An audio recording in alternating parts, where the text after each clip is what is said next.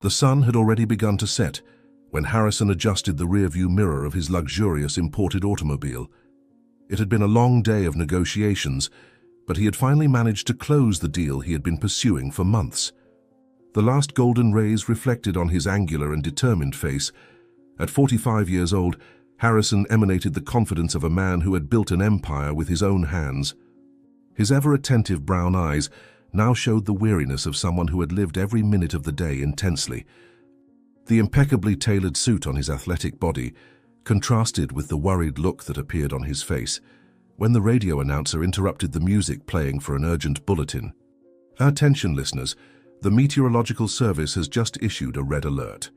The biggest storm of the year is approaching the city rapidly, forecast of extremely strong winds, torrential rains, and possible flooding. We recommend that everyone seek shelter immediately and avoid travel. Harrison gripped the steering wheel tightly as he observed the sky through the windshield. The dark clouds were advancing swiftly, swallowing the rest of the daylight with alarming voracity. Lightning bolts began to cut across the horizon, followed by thunderclaps that seemed to make the very air vibrate. His mansion was at least 20 minutes away, enough time for the storm to catch him on the way. "I need to get home before this gets worse." "Whitney must be worried," he muttered to himself, increasing the pressure on the accelerator as the first heavy drops began to strike the hood of the vehicle. The sky, which moments ago had only shown signs of the impending storm, had now completely transformed. An almost supernatural darkness took over the landscape, as if night had arrived hours earlier than expected. Harrison turned on the high beams and reduced speed, trying to see the path through the curtain of water that was already pouring down. The windshield wiper worked frantically, but could barely keep up with the volume of water. The streets were starting to turn into small rivers, and the force of the wind shook bushes and branches as if they were made of paper. Parked cars on the sides of the roads were already starting to be dragged by the current that was forming. "I've never seen anything like this in my entire life. This storm is not normal," Harrison said out loud, as if he needed to hear his own voice to calm down. "If it continues like this, the whole city will be underwater before dawn." Harrison's mansion was on top of a hill in the most exclusive neighborhood in the city. Normally, the privileged location provided a spectacular view, but at that moment, it represented an even greater challenge to arrive safely. The road leading there was lined with ancient and lush trees, a charm on sunny days, but a deadly danger during storms like this one. Harrison gripped the steering wheel even tighter, his knuckles turning white from the pressure, as he tried to maintain control of the vehicle on the slippery road. That's when it happened. An intense flash of light illuminated the entire landscape for a second, immediately followed by a deafening roar. Harrison barely had time to process what was happening. An enormous centuries-old tree struck by lightning split in half and came crashing down towards him. The reflex to brake and swerve was not enough. The impact was violent and devastating. The heavier part of the trunk hit the front of the car, crushing the hood as if it were a crumpled soda can. The airbags deployed immediately, saving Harrison from more serious injuries, but the vehicle was completely destroyed. "My God. I almost died crushed," Harrison whispered, still dazed from the impact as he tried to free himself from the airbag and seatbelt. "I need to get out of here before something worse happens." With effort, Harrison managed to open the car door and step out into the storm. The rain was falling with such force that it was like being under a waterfall. In seconds, his expensive suit was completely soaked, clinging to his body like a second skin. The biting, icy wind made his teeth chatter as he assessed the situation. The car was wrecked, the tree completely blocked the road, and there was no sign of other vehicles or people nearby. The mansion was still about 2 kilometers up the hill. There was no choice but to continue on foot. "I have to get home. Whitney must be worried, and I need to check if the mansion is secure," he said to himself, trying to gather courage as he began walking, struggling against the wind and rain that seemed determined to knock him down. The entire city had succumbed to the chaos of the storm. As Harrison advanced through the streets, the scene of destruction was revealed in the light of the lightning. Fallen power lines, trees ripped up by the roots, cars swept away by the flood, storefronts shattered by the force of the wind. Sirens of ambulances and police cars sounded in the distance, almost drowned out by the constant roar of the storm. Desperate people ran seeking shelter, some trying to protect their belongings, others merely trying to survive. It was as if a hurricane had struck the city without warning. Harrison, who had always lived protected by the privilege of his wealth, now found himself as vulnerable as any other human being in the face of nature's relentless fury. Nature doesn't care how much money we have in the bank, he reflected, feeling a strange humility in the situation. Here I am, a man who can buy almost anything, as powerless as any beggar on the streets. As he approached his home, Harrison was forced to deviate from his usual path. A bridge he would normally use had been washed away by the swollen, violently overflowing river. This forced him to take an alternate route along steeper, more slippery streets. Fatigue was starting to weigh on his muscles, and his initial adrenaline no longer masked the pain from the minor cuts and bruises he'd sustained in the car accident. The rain showed no mercy, and the cold was beginning to numb his fingers and lips.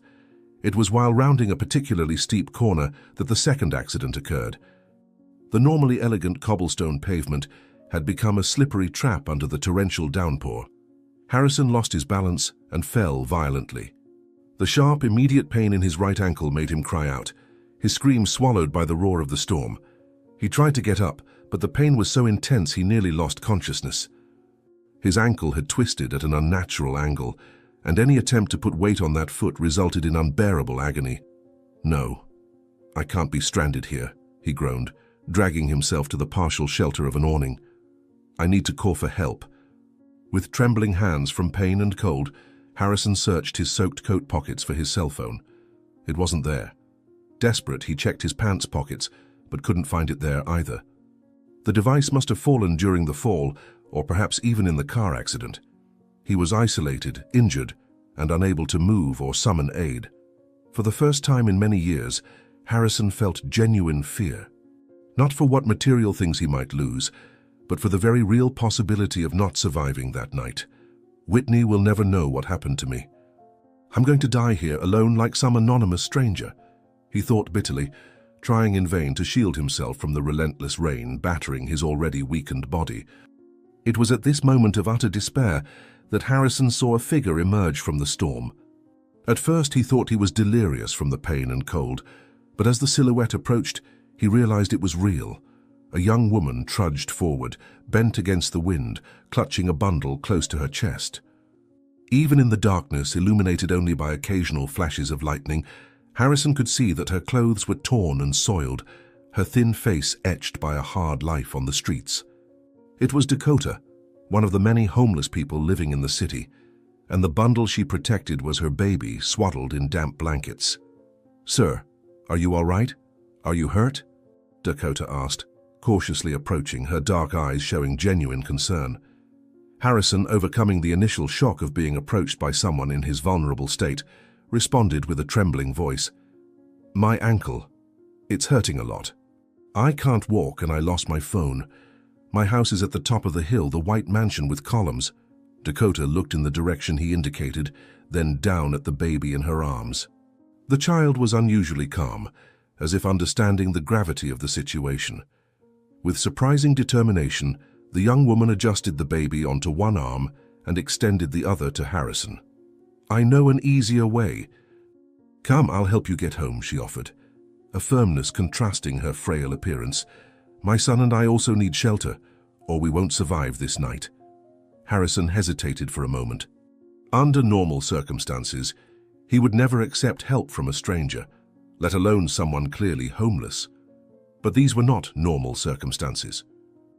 With a nod, he grasped Dakota's outstretched hand and with difficulty managed to get up, leaning on her to avoid putting weight on his injured ankle. "Thank you. I don't know how to repay your kindness," Harrison said, genuinely touched by the unexpected gesture. Dakota merely smiled faintly, adjusting the baby who was starting to whimper, bothered by the rain.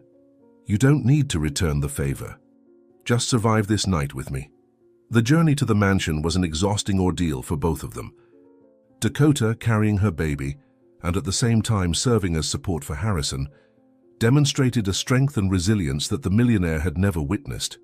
She knew shortcuts between the properties, less steep paths that Harrison, accustomed to always traveling by car, had never noticed. Even so, the climb was arduous. The rain transformed the terrain into slippery mud, and the wind seemed determined to knock them down with every step. Harrison's ankle throbbed with searing pain, and he had to bite his lips to avoid screaming every time his foot grazed the ground. Dakota, for her part, was visibly exhausted, but she didn't allow herself to stop. Her baby, exposed to the elements despite all improvised protection, was beginning to show signs of hypothermia, her skin taking on a worrying bluish hue. "We're almost there," Harrison panted, pointing to the outlines of his mansion that were finally becoming visible through the curtain of rain. "Just a little further. My wife Whitney will be there. She can help us." Dakota merely nodded, preserving energy for the final meters of the journey. Her baby had stopped crying, which, far from being a relief, was an alarming sign that the child was succumbing to the cold and exhaustion. "My son." "He's too quiet," she whispered, the fear evident in her trembling voice. "We need to hurry." The final approach to the mansion revealed even more damage caused by the storm. Part of the elegant garden had been torn up by the wind. Decorative statues lay broken on the lawn, and one of the cars in the external garage was partially crushed by a fallen tree. The lights inside the house flickered, indicating problems with the power supply. Finally, after what seemed like an eternity, they reached the imposing main gate. Harrison, using his last ounces of strength, managed to urgently knock on the door. An agonizing time passed until the door finally opened, revealing Whitney. Tall, slender, with perfectly coiffed black hair, even amidst the chaos of the storm, she exuded the cold, calculated beauty that had always characterized her. Her green eyes widened as she saw her husband's deplorable state, drenched, injured, leaning on a beggar woman carrying an apparently lifeless baby. "Harrison! My God, what happened to you? I've been trying to call—" Her voice trailed off as she realized who accompanied him, and her concerned expression quickly transformed into a mask of disdain. "And who are these people?" Ignoring the evident tone of disapproval in his wife's voice, Harrison practically begged, "I'll explain everything later, Whitney. We need to go inside now. I'm injured, and her baby needs urgent care." Without waiting for his wife's permission, Harrison dragged himself into the mansion, still leaning on Dakota. The contrast between the storm raging outside and the luxurious, heated interior of the house was almost surreal. Crystal chandeliers, valuable artworks, imported antique furniture, everything there represented a life of privilege that had never been within Dakota's reach. The young mother seemed out of place and diminished in that environment, as if she feared her mere presence could tarnish the perfection of that place. "Whitney, we need to help them," Harrison insisted, letting himself fall heavily onto a velvet sofa, his ankle now visibly swollen. "This woman risked her life and her child's to save me. I would have been dying out there if it weren't for her." Whitney crossed her arms, examining Dakota with a critical gaze as if assessing a defective product. "And what exactly do you suggest we do, Harrison? Turn our home into a public shelter? We have no idea who this woman is, what she might do while we're sleeping." Harrison had never felt so ashamed by his wife's words as he did at that moment. The coldness with which Whitney treated Dakota's desperate situation made him question, not for the first time, what kind of person his wife had become over the years of their marriage. "She saved my life, Whitney," he retorted with unusual firmness. "And now her baby might be dying of hypothermia. Let's give them the guest room for tonight, dry clothes, hot food. In the morning, we'll see how we can help them more permanently." Dakota, who until then had remained silent, cradling her baby with a worried expression, finally spoke. "I don't want to cause any trouble, sir. If we could just stay until the storm passes, any corner of the house would be more than we've had in a long time." The humility and dignity in Dakota's words seemed to touch something within Harrison that had long been dormant. He looked at the woman, who couldn't have been more than 25 years old, although the difficulties of life had etched premature lines on her face, and felt a connection that transcended the social barriers that would normally separate them. They were, in that moment, survivors of the same storm, equally vulnerable before the forces of nature. "It's not just a corner that I will offer you, Dakota," he declared, with a conviction that surprised even himself. "It's the best that my house can provide, for as long as necessary." Whitney, realizing she wouldn't be able to dissuade her husband, let out an exasperated sigh before finally relenting. "Very well, Harrison. If this is so important to you, I will allow them to stay, but only for tonight, understood? Tomorrow I want this situation resolved. The relief that flooded Dakota's face upon hearing those words was palpable. Silent tears began to stream down her cheeks, dirtied by the storm, mingling with the rainwater that still dripped from her hair. Her baby, as if sensing the change in the emotional atmosphere, began to stir slightly in her arms, a small moan escaping its bluish lips. "Thank you, Mom. Thank you from the bottom of my heart," murmured Dakota, her voice choked with emotion. "I will never forget this kindness." Whitney merely waved dismissively, as if dismissing a servant after giving instructions. "I'll show you where you can stay. Come with me." As Dakota followed Whitney upstairs in the mansion, Harrison remained on the sofa, observing the interaction between the two women. Something about the way your wife was handling the situation, the evident reluctance, the barely concealed contempt, deeply unsettled him. For a moment, he questioned whether he truly knew the woman he had married so many years ago. Whitney's behavior that night seemed to reveal layers of her personality that Harrison had chosen to ignore throughout their marriage, preferring to believe that his wife's occasional coldness was merely part of her reserved nature. "Perhaps the storm isn't the only thing I'm seeing clearly for the first time tonight," he muttered to himself, as he tried to find a position that would ease the pain in his ankle. Upstairs, Whitney led Dakota to the luxurious guest room. The contrast between the surroundings and the young mother's condition could not have been more glaring. Silk sheets, fine wood furniture, a marble bathtub in the adjacent bathroom. It was as if Dakota had been transported to another world, one she had until then only glimpsed through store windows or discarded magazines she occasionally found on the streets. "There are clean towels in the bathroom, and I'll probably find some clothes that might fit you," Whitney informed her, her tone clinical and distant. "As for the baby, we have a nursery that hasn't been used. Well, that doesn't matter now.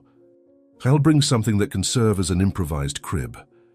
Dakota, holding her now awakening child with the warmth of the room, merely nodded gratefully. "You're very generous, ma'am. I promise we won't cause any trouble." For a brief moment, something akin to guilt or perhaps even compassion seemed to pass over Whitney's face, but it was quickly replaced by her usual controlled expression. Without saying anything else, she left the room, leaving Dakota alone to get settled. As soon as the door closed, Whitney discreetly pulled her cell phone out of the pocket of her silk robe. With nimble fingers, she typed a quick message, a mischievous smile forming on her perfectly outlined lips. "Change of plans. We have an intruder in the house." The response came almost instantly. "Problem or opportunity?" Whitney looked at the closed door of the guest room, where Dakota was now undressing her damp baby's clothes, completely unaware of the danger forming beyond those walls. "Perhaps both," she replied before putting away her phone and going downstairs to attend to her injured husband, the calculated smile never leaving her face. The storm continued to batter the city outside, but within the mansion even more dangerous forces were beginning to stir in the shadows. Harrison, Dakota, and her baby had survived the elements of nature, only to find themselves entangled in a far more complex and deadly web, a storm of ambition and betrayal that was silently forming around them.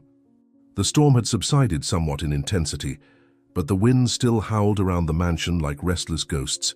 Occasional lightning flashes illuminated the guest room with bluish glares, casting dancing shadows on the marble walls.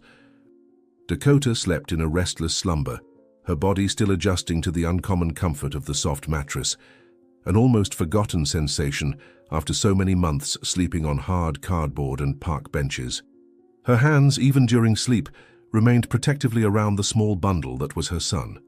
The baby, now warmed and fed, slept deeply, recovering from the trauma of the storm. The silence within the mansion contrasted with the violence of the elements outside, creating a false sense of security that would be brutally interrupted. The old clock in the hallway struck 3 in the morning when the first cry cut through the air.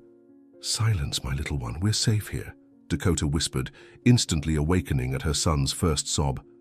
"We can't disturb the people who helped us." The baby, as if challenging his mother's attempts at silence, increased the intensity of his crying. His tiny fists waved in the air, his little face contorted in an expression of discomfort. Dakota gently lifted him, checking if the makeshift diaper she had made with soft towels was clean. It was. She tried to rock him with gentle movements, humming softly a lullaby that her own mother used to sing to her so many years ago, in a life that now seemed to belong to someone else. The baby, however, would not calm down. His little legs kicked forcefully, and his crying threatened to intensify at any moment. Dakota knew that behavior well. Her son was hungry. With the hours of walking in the storm and all the stress of the day, she had lost track of time, forgetting that it was already time for his night feeding. "You're hungry, aren't you?" she murmured, adjusting herself on the bed to comfortably breastfeed him. "Forgive Mommy for forgetting. Today was a very different day for us."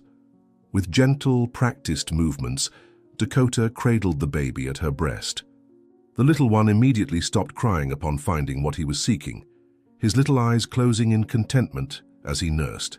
Dakota let out a sigh of relief, watching her son's peaceful face.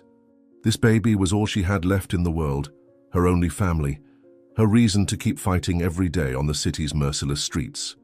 No matter how difficult life became, she would do anything to protect him and provide him with a better future than her own.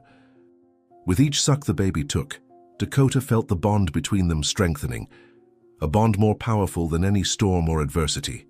"You are my strength. Did you know that?" she confided to the baby, caressing its head with gentle fingers. "As long as I have you, I can face anything in this world." After a few minutes, the baby finally sated its hunger. Its movements became slower, its eyelids heavy until it fell asleep again, with an expression of complete peace on its innocent little face. Dakota carefully settled it next to her on the enormous bed, once again admiring the unimaginable luxury that surrounded them. Silk sheets, feather pillows, a private suite larger than any space she had ever lived in. It was like being in a dream from which she feared waking up at any moment. However, despite the physical comfort, her throat burned with dryness. The stress of the day, combined with breastfeeding, had left her body dehydrated.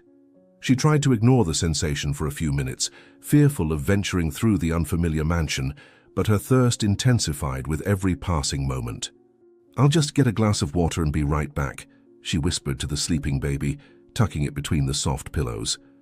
"Don't make a sound while Mommy's gone, okay?"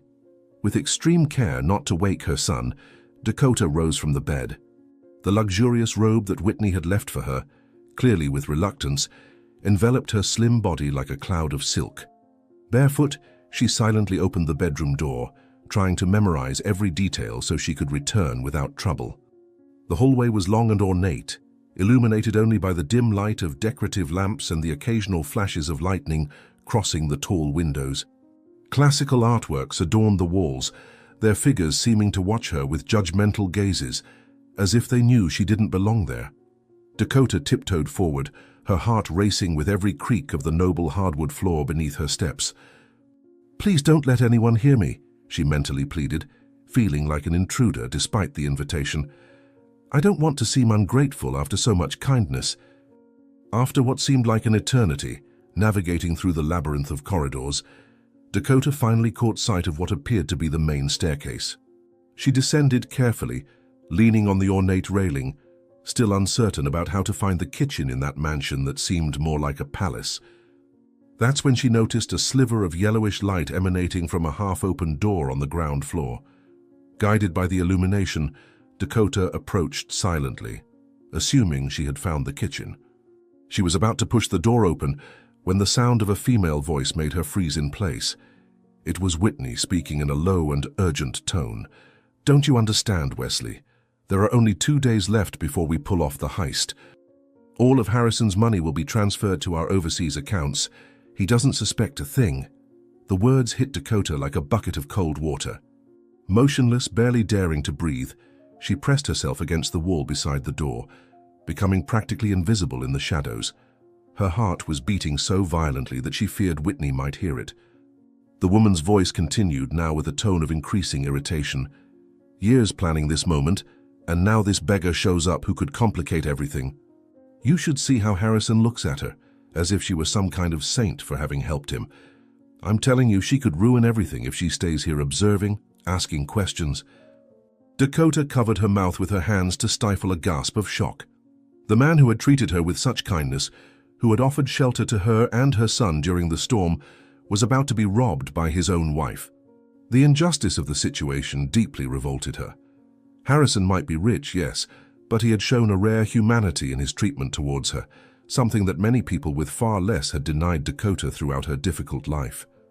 "I cannot allow this to happen," she thought, feeling an unexpected determination grow within her, not after the kindness he showed when we needed it most.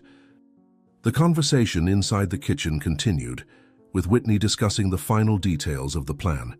She mentioned documents, bank transactions, a planned trip after the money was transferred. She spoke of how Harrison would never suspect until it was too late, how he was so absorbed in his business that he barely paid attention to the household finances she managed. There was something close to delight in her voice as she described how devastated her husband would be upon discovering the betrayal. "I have to go now. The fool is sleeping with painkillers for his ankle, but I can't risk him waking up and realizing my absence," said Whitney, ending the call. "Stay ready. The day after tomorrow we'll be rich, and we'll never have to look back again." Dakota heard the sound of the phone being placed on the table, followed by the dragging of a chair.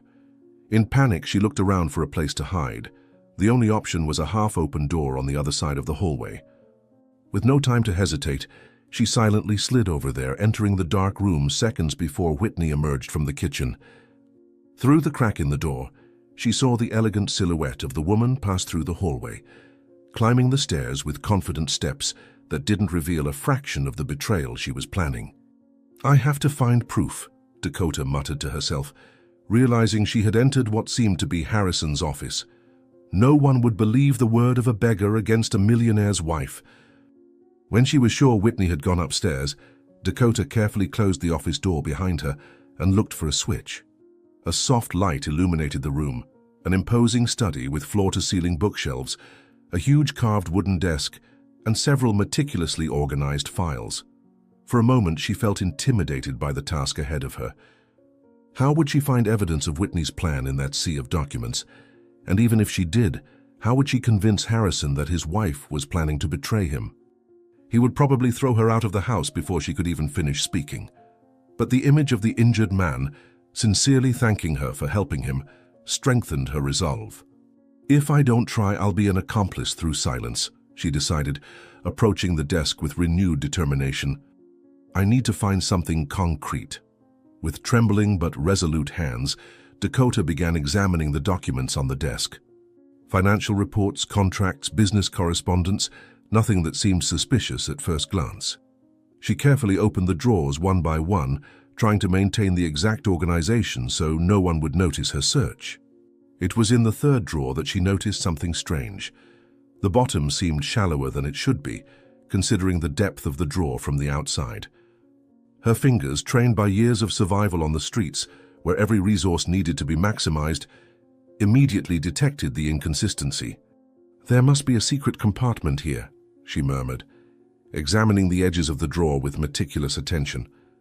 "Something that is not meant to be found easily." After a few moments of searching, her fingers found an almost imperceptible little protrusion. She gently pressed it and heard a soft click.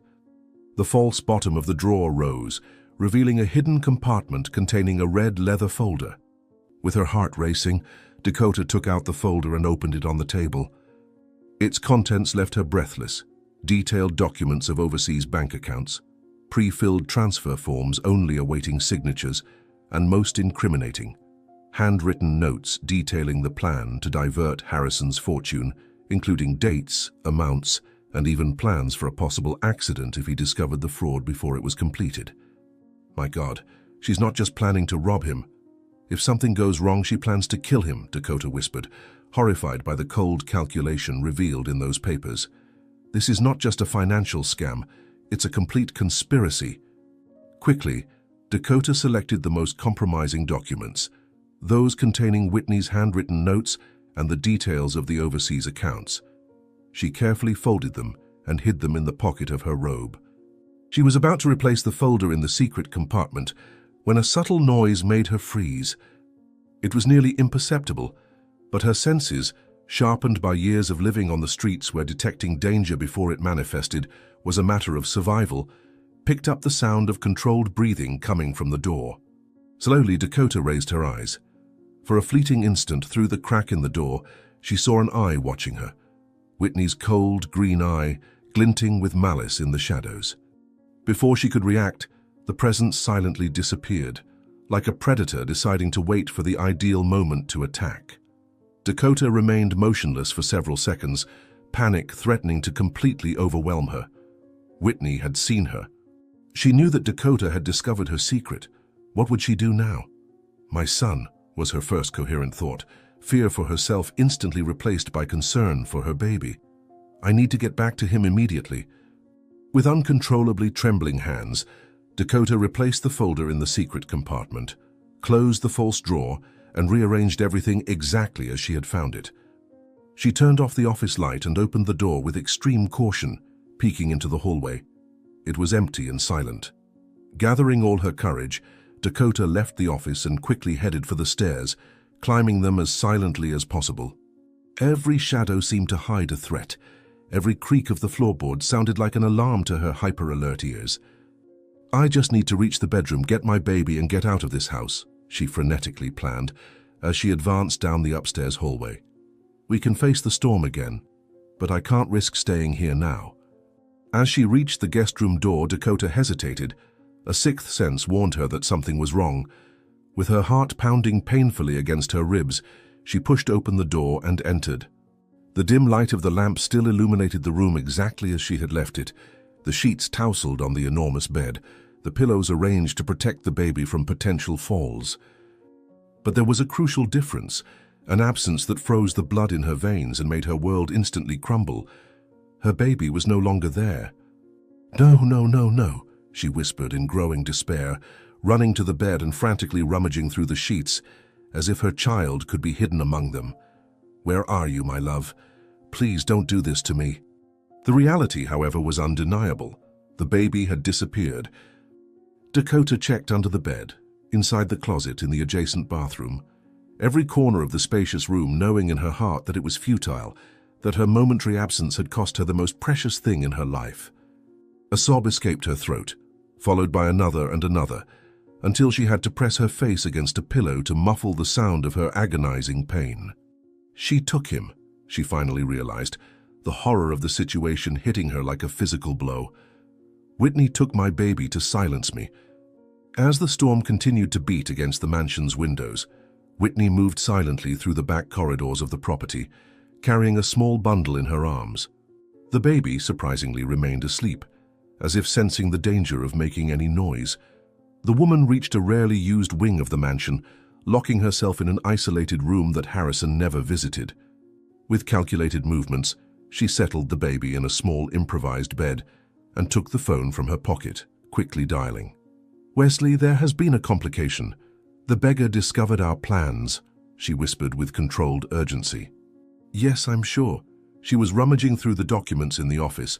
No, she doesn't know I saw her." "Exactly. I have the baby now. She won't say anything as long as we have him." Stepping back slightly so as not to disturb the stirring infant, Whitney continued detailing her emergency plan. Her voice, normally controlled and smooth, took on an almost sadistic tone as she elaborated on what she would do to Dakota if she tried to interfere with her schemes. "Come in immediately through the back of the property. Take the baby to the location we discussed earlier," she ordered, ending the call with cold determination. "This little intruder won't ruin everything we've planned for years." As she awaited the arrival of her accomplice, Whitney observed the sleeping baby with clinical indifference. There was no compassion in her gaze, only calculation. To her, this child was not an innocent human being, but merely a bargaining chip, a means to ensure Dakota's silence until the heist was complete. Thunder continued to shake the mansion, and occasional lightning illuminated her face, revealing a cold, ruthless beauty that contrasted with the utter vulnerability of the tiny being now in her power.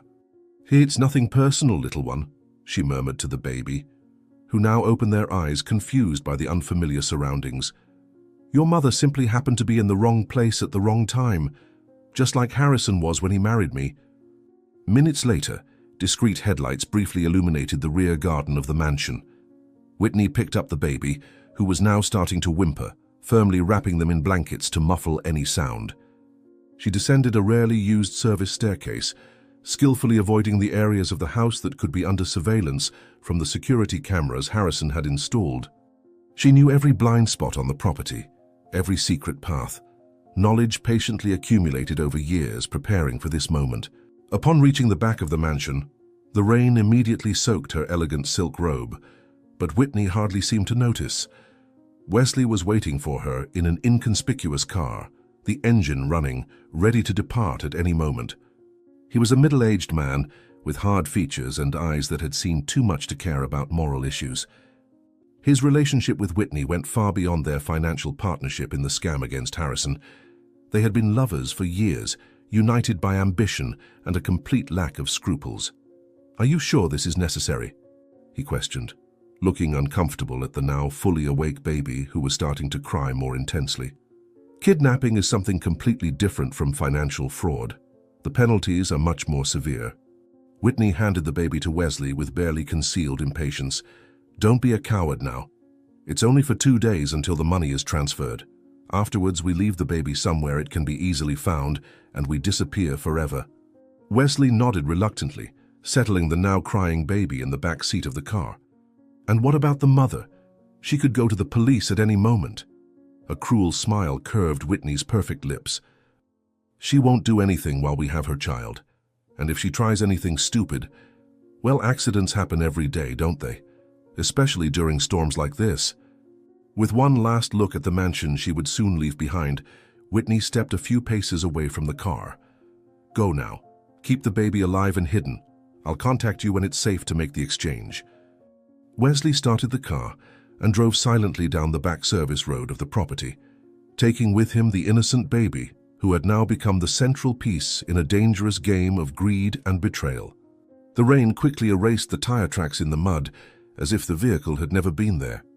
What none of the conspirators noticed, however, was the pale face watching from the second-floor window. Harrison, unable to sleep due to the pain in his ankle, and restless from the violence of the storm, had gotten up to take another painkiller.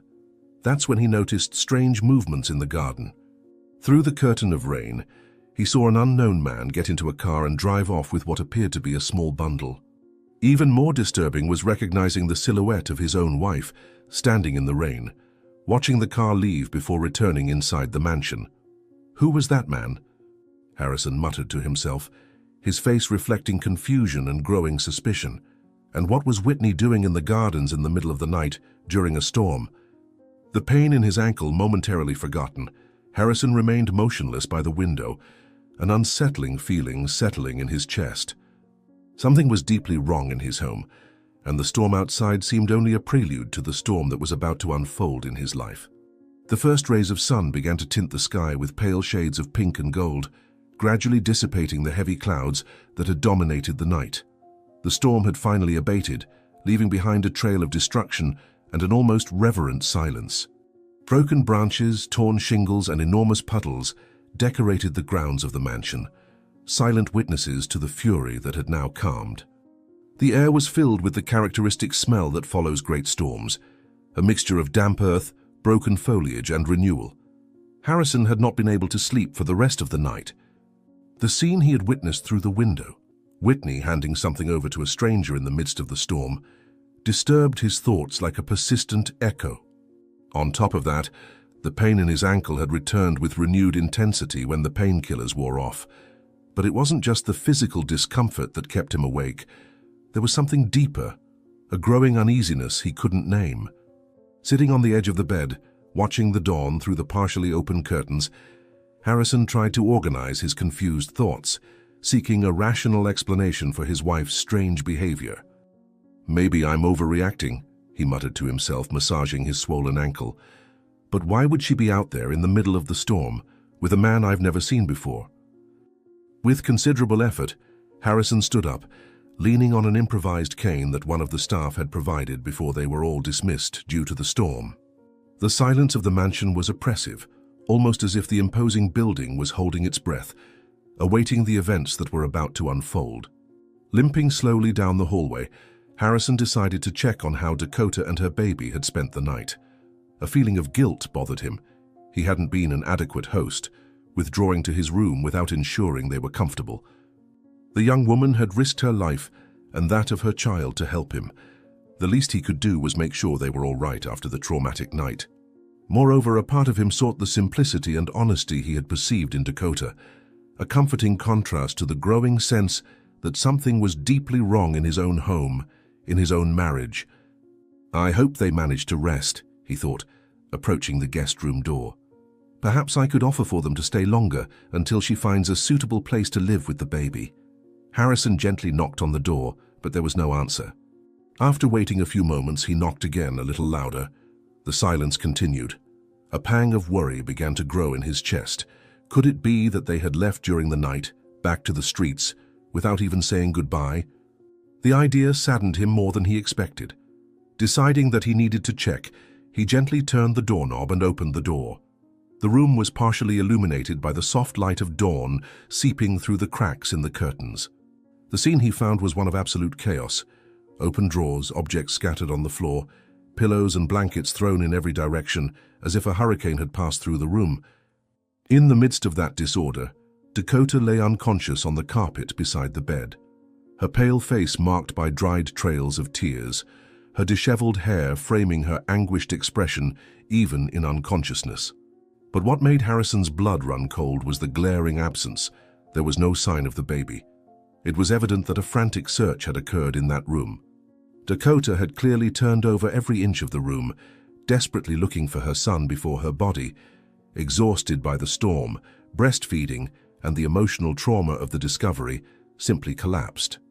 Harrison quickly knelt beside her, ignoring the pain in his ankle. The connection with what he had seen the night before formed instantly. The package Whitney had handed to the stranger, the shape and size of that bundle. His heart raced with a mixture of horror and disbelief. No, it can't be, he whispered, his mind rejecting the horrible conclusion that was beginning to form. She wouldn't do something like that. It can't be what was happening. Swiftly approaching the bed, Harrison touched Dakota's shoulder, gently shaking her. "Dakota, wake up. Where is your son?" he asked, his voice betraying the urgency he felt. Dakota opened her eyes instantly, as if she had never really been asleep, merely too exhausted to continue her frantic search. For a brief moment she seemed confused, looking at Harrison without recognizing him. Then reality hit her again like a devastating wave. She sat up abruptly in the bed, her wide eyes scanning the room in renewed desperation. "My son! Where is my son?" she screamed, her shrill voice reverberating off the bedroom walls. Dakota leapt from the bed with the energy of pure despair, beginning to tear the room apart again, opening already checked closets, looking under the bed, even ripping the sheets as if the child could be hidden among them. "He was here. I left him here for just a few minutes. Someone took him."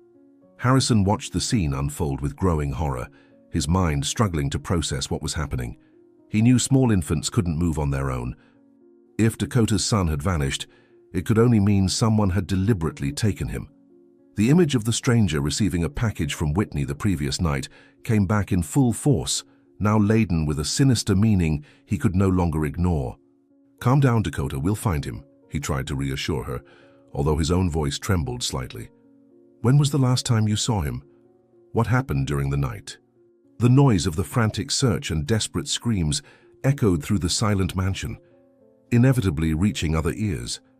Rapid footsteps in the hallway announced Whitney's arrival, appearing in the bedroom doorway wearing an elegant silk robe, her hair inexplicably perfect for someone who had just woken up. Her expression showed concern, but her eyes remained cold and calculating, observing the scene with a clinical detachment that Harrison, in his current state of alertness, did not fail to notice. "What's going on here?" Whitney asked, her voice modulated to display precisely the right tone of concern. "Why all this noise at the crack of dawn?" Harrison turned to face his wife, studying her face as if seeing it for the first time. "The baby's gone missing, Whitney. He's nowhere to be found." An imperceptible shadow to less attentive eyes crossed Whitney's face, something between irritation and calculation, quickly replaced by an expression of shock and dismay. "Oh my God! How is that possible? Did you check the entire bed? Maybe he slipped between the pillows or fell to the floor." Dakota, who until then had continued her frantic search, stopped abruptly and stared at Whitney. For a tense moment, the two women observed each other, one overwhelmed by despair, the other hiding her true nature behind a mask of concern. Harrison sensed something strange in that exchange of glances, a silent communication laden with meanings he did not fully comprehend. "He didn't fall, he didn't slip away, he didn't disappear on his own," Dakota finally said, her voice low and trembling with contained emotion. "Someone took him while I stepped out for a few minutes to fetch water." Harrison positioned himself between the two women, instinctively feeling the mounting tension in the air. "I'll search the entire property. Maybe an employee saw him crying and took him to calm him down, not knowing you were only temporarily absent." The suggestion was weak, and everyone in the room knew it. There were no employees at the mansion overnight. They had all been dismissed because of the storm. Only Harrison, Whitney, Dakota, and the baby were present. If the baby had gone missing, the implications were too disturbing to be voiced at that moment.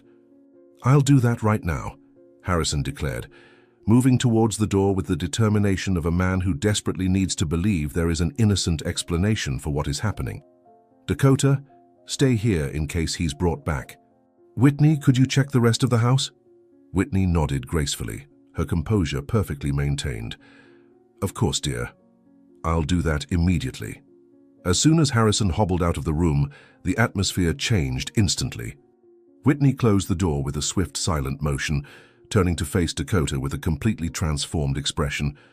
All false concern was gone, replaced by calculating coldness that revealed her true nature.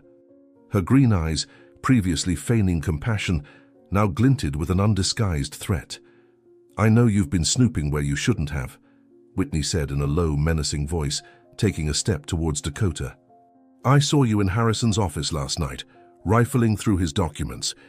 You have something that belongs to me, and I have something you love more than anything."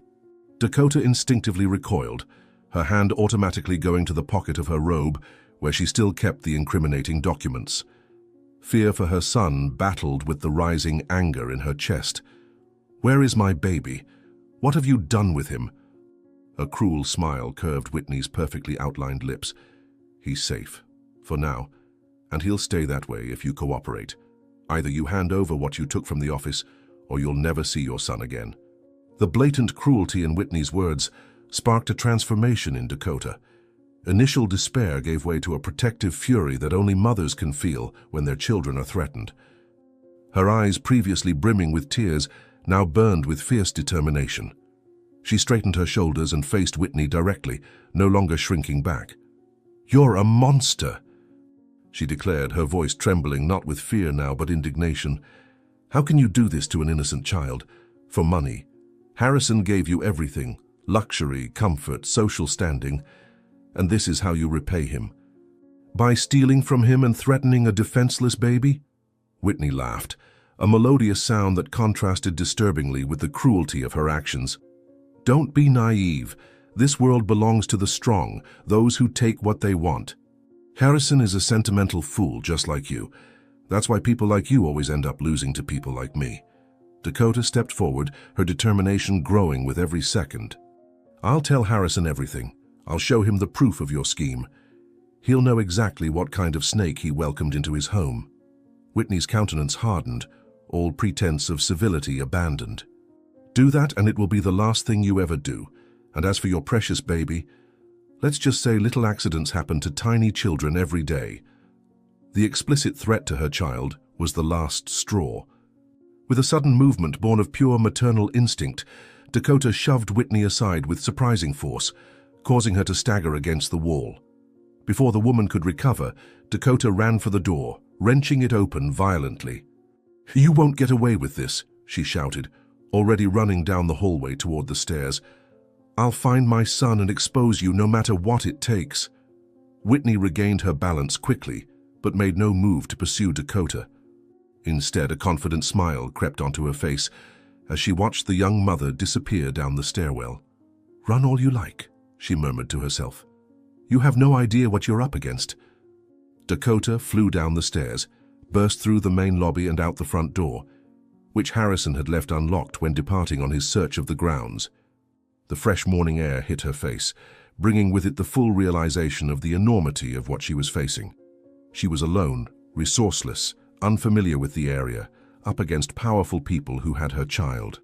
But the alternative, going back, handing over the documents, and then being permanently silenced, as Whitney surely intended, was not an option. Her only chance and her baby's was to find help and amass enough evidence to stop Whitney and Wesley before they completed their scheme.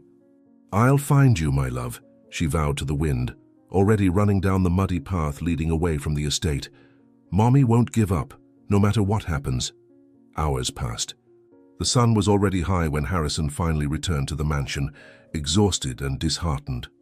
There was not a single corner of the property he had not searched, not a single person he encountered in the vicinity whom he had not questioned, even checking with the few distant neighbors. No one had seen a baby or heard anything unusual during the night besides the storm itself. His ankle throbbed painfully after hours of excessive exertion, and his mind was a jumble of increasingly disturbing theories. The possibility that tormented him the most, that his own wife could be involved in the child's disappearance, seemed so monstrous that his mind kept seeking alternatives, no matter how unlikely.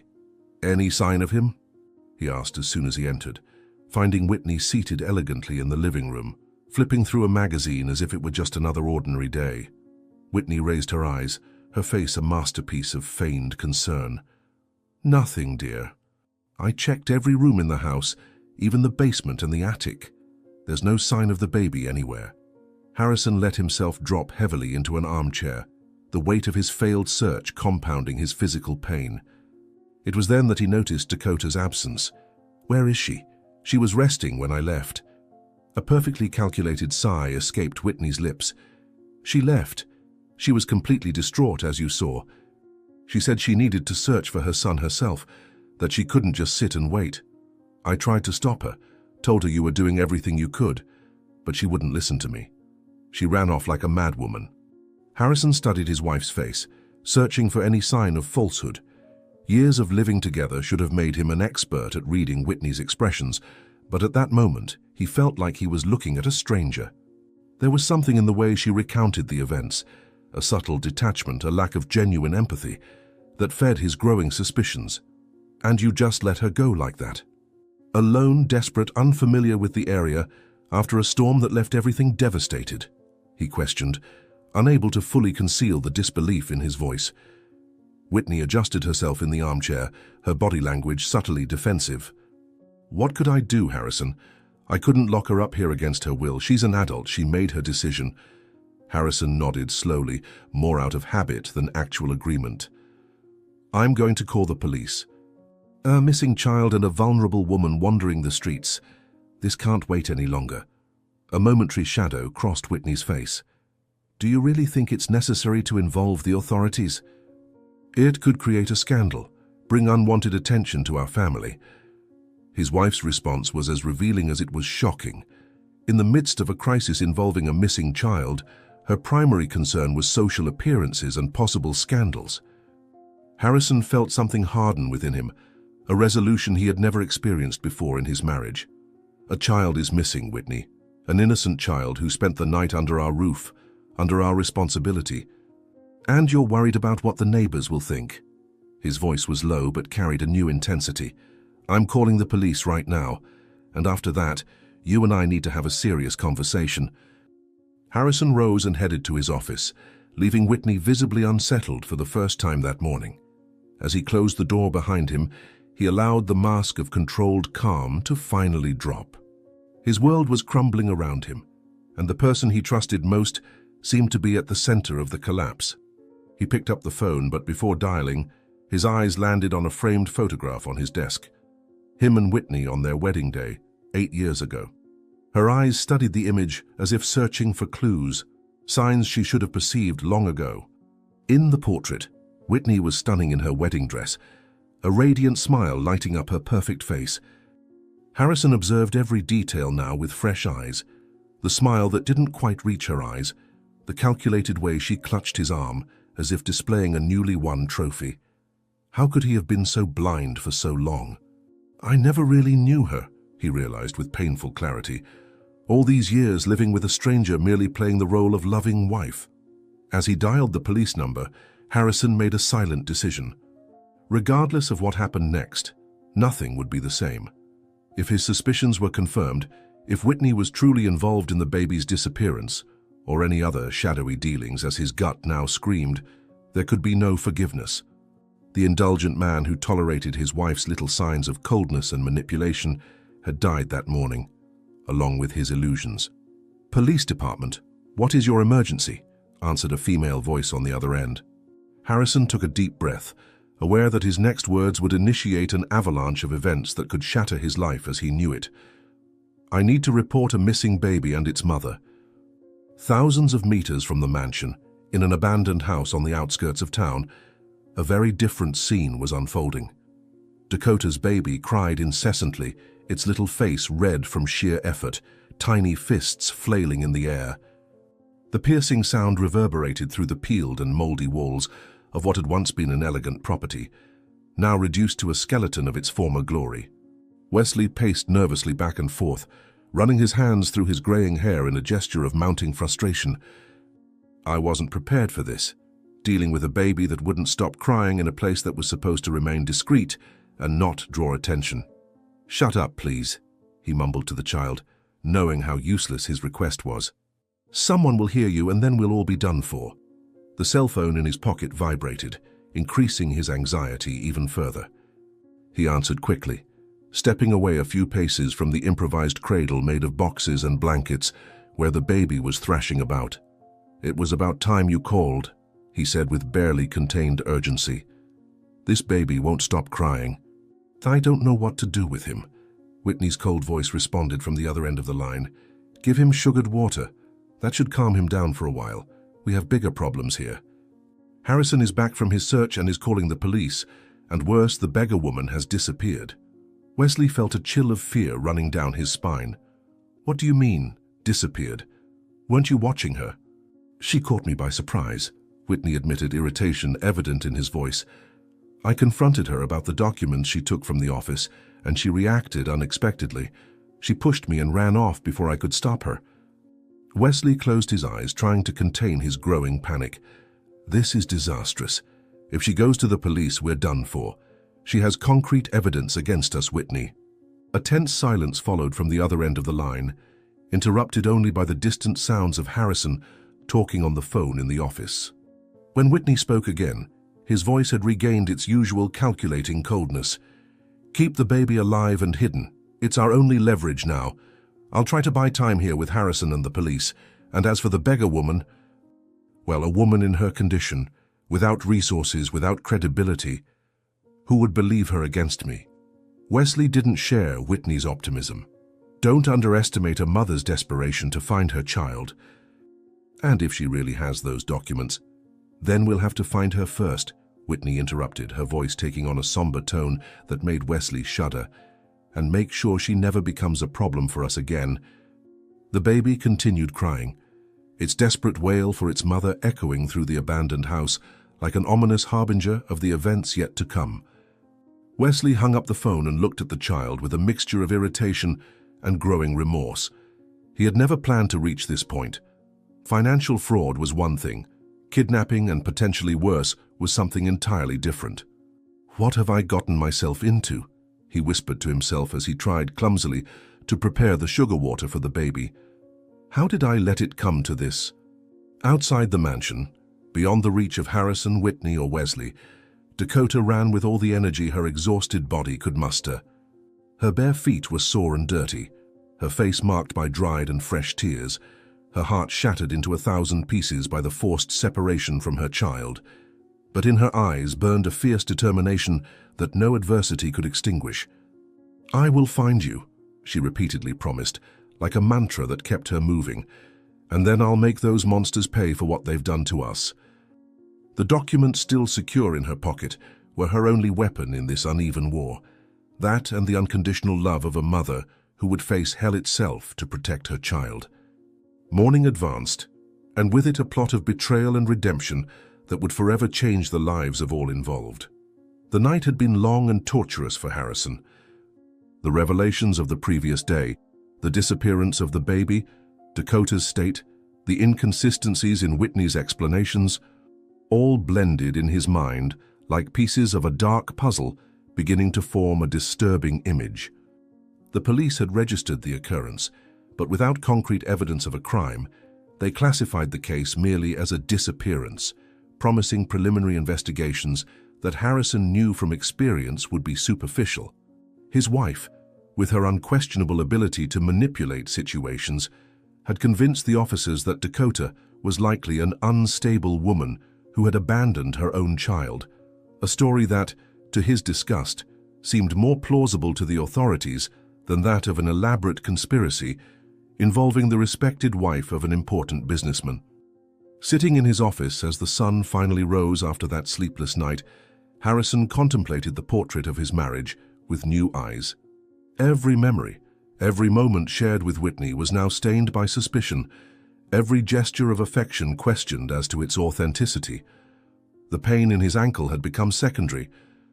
The true agony was the possibility of having lived a lie for all these years. "How could I have been so blind?" he murmured to himself, watching the first rays of sunlight illuminate the garden devastated by the storm. "And what else am I still not seeing?" The plan formed in his mind with crystal clarity as he observed Whitney during breakfast. She maintained her impeccable composure, casually commenting on the poor disturbed woman who had brought so much trouble into their lives. Not a single hair was out of place, nor a tremor in her voice that could betray any guilt or concern. Her eyes, however, betrayed a constant vigilance. Quick glances at the phone, small nervous gestures whenever Dakota's name was mentioned. Harrison, now alert to the nuances of his wife's behavior as never before, noticed every detail. As he watched her meticulously cut a fruit, he realized how little he truly knew her. Whitney was not just his wife, she was a consummate actress, playing a role that he, in his blind trust, had never questioned. Breakfast proceeded in a forced normalcy, a dance of appearances that now seemed grotesque in light of the suspicions growing in his mind. When he finally decided to set his plan in motion, he felt a chill run down his spine. Not at the audacity of the strategy, but at the fact that he was deliberately deceiving the woman with whom he shared his life. "Darling, I've been thinking," Harrison said, carefully keeping his voice in a casual tone as he set his coffee cup on the table. "You seem so tense with everything that's happened. I've booked you the whole day at that spa you love. Massage, beauty treatments, all on me." Whitney looked up from her nearly untouched meal, her expression shifting from momentary surprise to calculated appreciation. Harrison could almost see the gears turning behind those piercing green eyes, evaluating the offer, searching for traps, considering the timing. For a fleeting instant, he believed he had seen distrust cross her gaze, but it was replaced so quickly by a gracious smile that he almost doubted his perception. Observing Whitney now with his new awareness was like watching a masterpiece of acting in real time. Every facial expression, every inflection of her voice seemed meticulously calculated to achieve the desired effect. For all those years, he had mistaken that manipulation for charm, that scheming for sophistication. The thought filled him with a mixture of anger and sorrow that he needed all his self-control to not show. "What a wonderful idea, Harrison," she finally responded, her tone perfectly modulated between gratitude and relief. "I really need a moment to myself after all this confusion. Do you mind if I go right now? I could take the whole day." The ease with which she accepted the suggestion, without questioning how he would manage alone with his sprained ankle, was further confirmation of his suspicions. The Whitney he thought he knew would have insisted on staying to take care of him, would have shown at least superficial concern for his well-being. This woman standing before him, this stranger wearing his wife's face, was clearly eager to leave the house. To check on her accomplice, perhaps, or to advance her plans away from his watchful eyes. Harrison forced an understanding smile, playing his own part in this marital charade he now recognized. "Of course I don't mind. In fact, I insist. You deserve a day of rest after everything. Shall be fine here, maybe working a bit in the office since I can't move around much with this ankle." Less than an hour later, Whitney departed, impeccably dressed as always, her expensive perfume leaving a trail in the air that now seemed suffocating to Harrison. From the observation point at the window of his bedroom, he saw her get into her sports car and leave, not in the direction of the spa as she had mentioned, but towards the opposite side of town. This latest deception was the straw that broke the camel's back of his patience. He didn't even wait for Whitney's car to disappear around the corner. He was already limping quickly towards his office, his heart heavy with the certainty that he was about to discover the extent to which his life had been built on lies.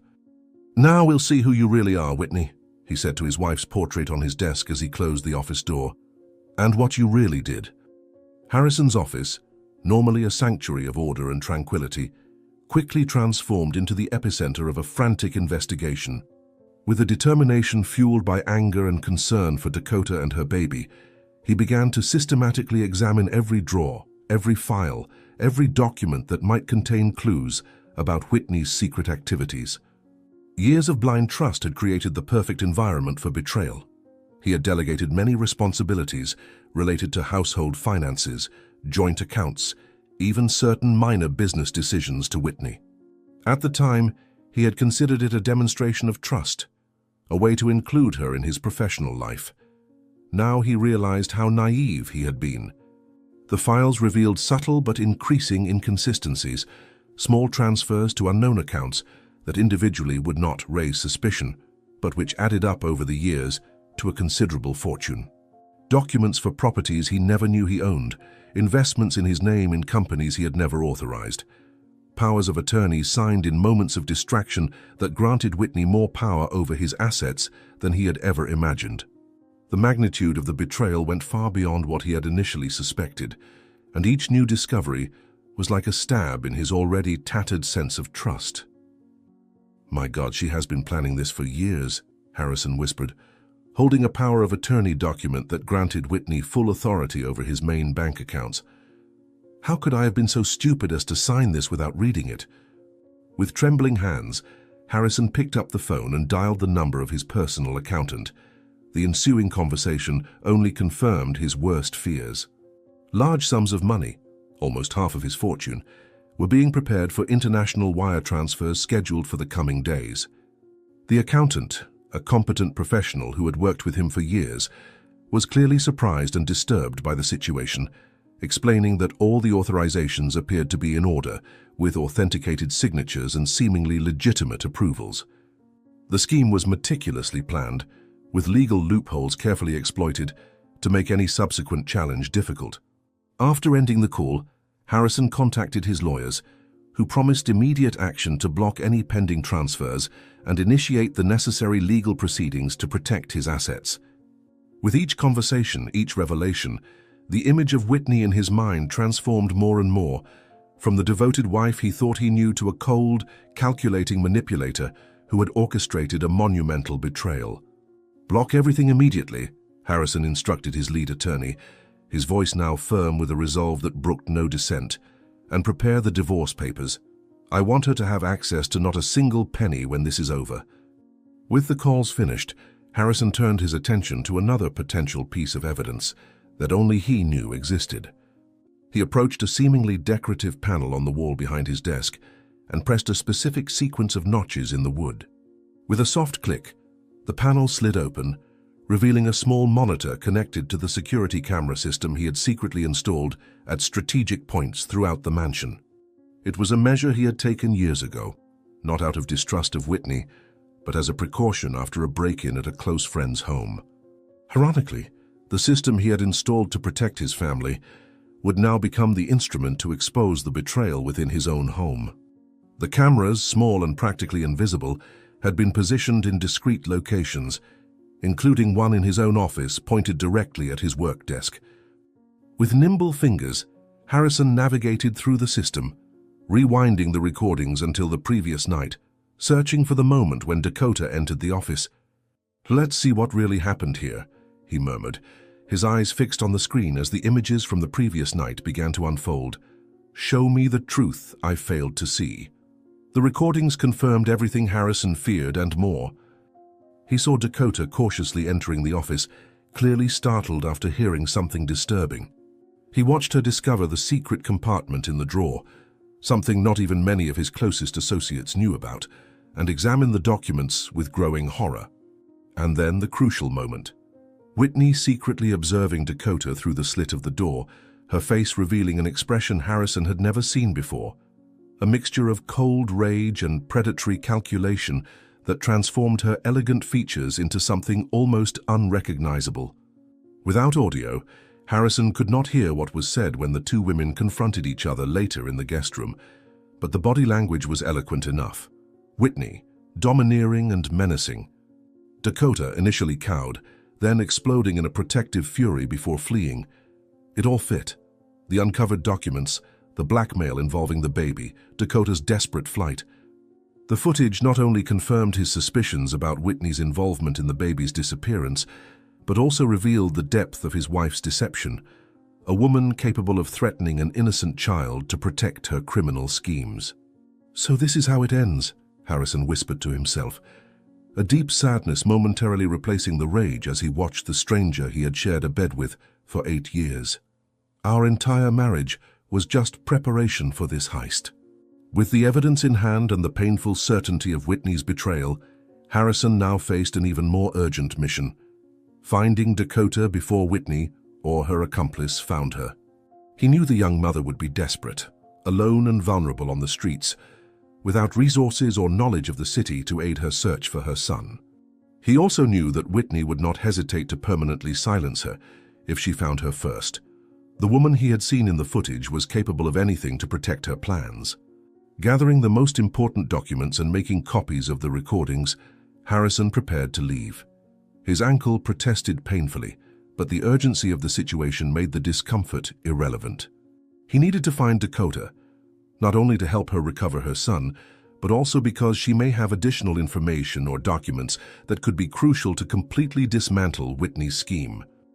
Before leaving, he made one more call, this time to a private investigator he trusted, instructing him to track all of Whitney's movements over the past few weeks, with a special focus on properties or locations she might be using as a hideout for the baby. "I need this information with the utmost urgency," he firmly instructed. "An innocent life depends on it and time is running out." The city streets still showed signs of the devastating storm from the previous night. Fallen trees, scattered debris, maintenance crews frantically working to restore normalcy. It was as if the outside world reflected the chaos that now dominated Harrison's life. Driving slowly along the main avenues, he scanned every sidewalk, every park, every potential shelter where Dakota could be hiding. His heart ached thinking about what she must be going through, the indescribable pain of having her child ripped from her arms, the constant fear of being found by the kidnappers, the despair of not knowing if the child was okay. Harrison was well acquainted with the urban spaces frequented by homeless people. His company sponsored various social programs, and he himself, discreetly and without Whitney's knowledge, often visited shelters to check conditions and make personal donations. Now, that knowledge became crucial.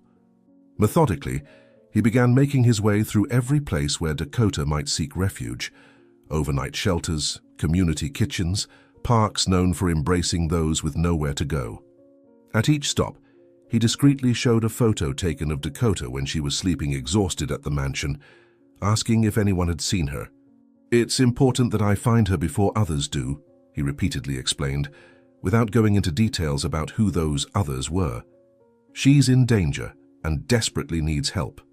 After hours of fruitless searching, Harrison's frustration grew proportionally to his concern. The sun was already high in the sky, and every minute that passed meant more time for Whitney to execute any plan she might have in mind. It was then that he decided to check one last location before reconsidering his strategy: an old abandoned church on the outskirts of town, known to serve as a temporary refuge for homeless people during storms.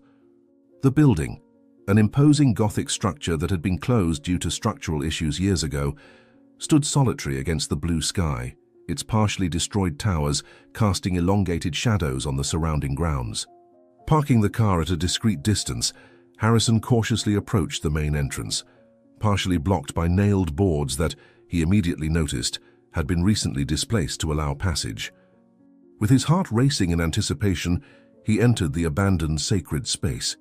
The interior was cold and damp, permeated by a smell of mold and abandonment. Beams of light penetrated through broken stained glass windows, creating multicolored patterns that danced across the dusty floor. In the oppressive silence, the sound of muffled sobs echoed faintly, coming from a small side chapel. Following the sound with cautious steps so as not to startle whoever was there, Harrison finally found what he was looking for, or rather, who he was looking for. "I found you finally," he whispered to himself, observing the huddled figure at the back of the chapel. "Now we can start fixing this nightmare." Dakota was sitting on the cold floor, leaning against the wall, her arms hugging her own body, as if trying to protect herself, or perhaps compensate for the painful absence of her baby. Her hair was disheveled, her clothes, the same ones from the day before, stained and torn in some spots, suggesting a difficult escape through the dense vegetation surrounding the mansion. Her face, when she finally raised her eyes upon noticing Harrison's presence, showed the absolute exhaustion of someone who had cried until there were no tears left. For a moment, fear crossed her features, fear that Harrison might be there to take her back, perhaps as part of some elaborate plan with Whitney.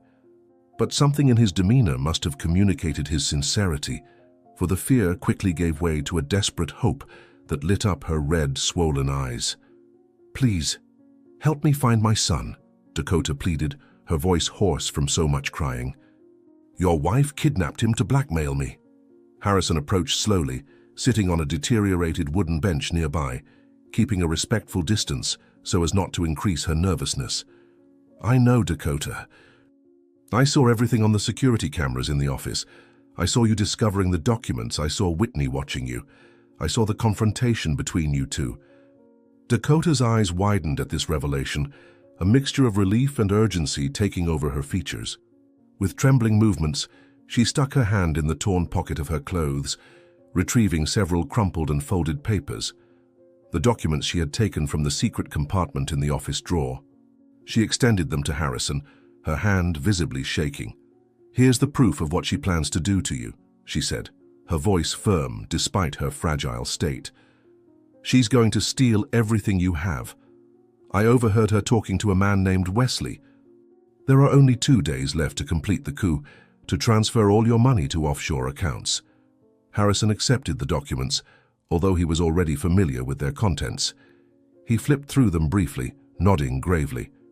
The papers confirmed exactly what he had uncovered in his own investigation: the meticulous plan to drain his accounts, the network of shell companies created to receive the funds, even handwritten notes from Whitney detailing how to use his power of attorney to finalize the transfers without raising suspicion. What disturbed him most, however, were the notes referring to contingencies, elaborate plans to deal with Harrison should he discover the fraud before its completion. The words accident and natural death appeared several times, along with dosages of substances he suspected were poisons or incapacitating drugs. Whitney not only planned to rob him, if necessary, she planned to eliminate him. "She's not who I thought she was," Harrison admitted, carefully folding the documents and tucking them into the inside pocket of his coat. "Thank you for trying to warn me, even at the risk to you and your son."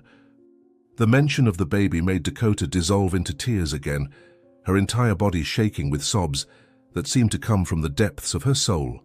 Between phrases interrupted by crying, she recounted to Harrison everything that had happened: how she overheard Whitney's phone conversation with Wesley, how she discovered the documents, how Whitney confronted her and threatened her baby's life if she didn't hand over the evidence she had found.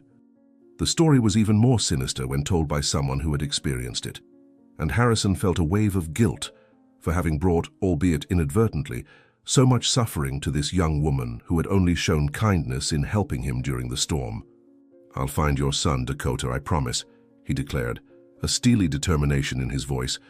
"And I'll make Whitney pay for all of this. She won't hurt anyone else."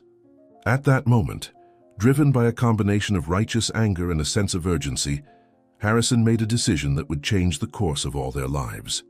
Taking your phone, you dialed the police number, no longer to report just a disappearance, but to denounce an ongoing crime: kidnapping, extortion, conspiracy for large-scale fraud. You methodically detailed everything you had discovered, mentioning the physical and electronic evidence you possessed, Dakota's location, and the urgent need to find the baby before it was too late. The seriousness of the situation and Harrison's social position ensured an immediate response. The police promised to send teams both to collect statements and evidence, and to locate and apprehend Whitney at the spa, where she was supposedly staying.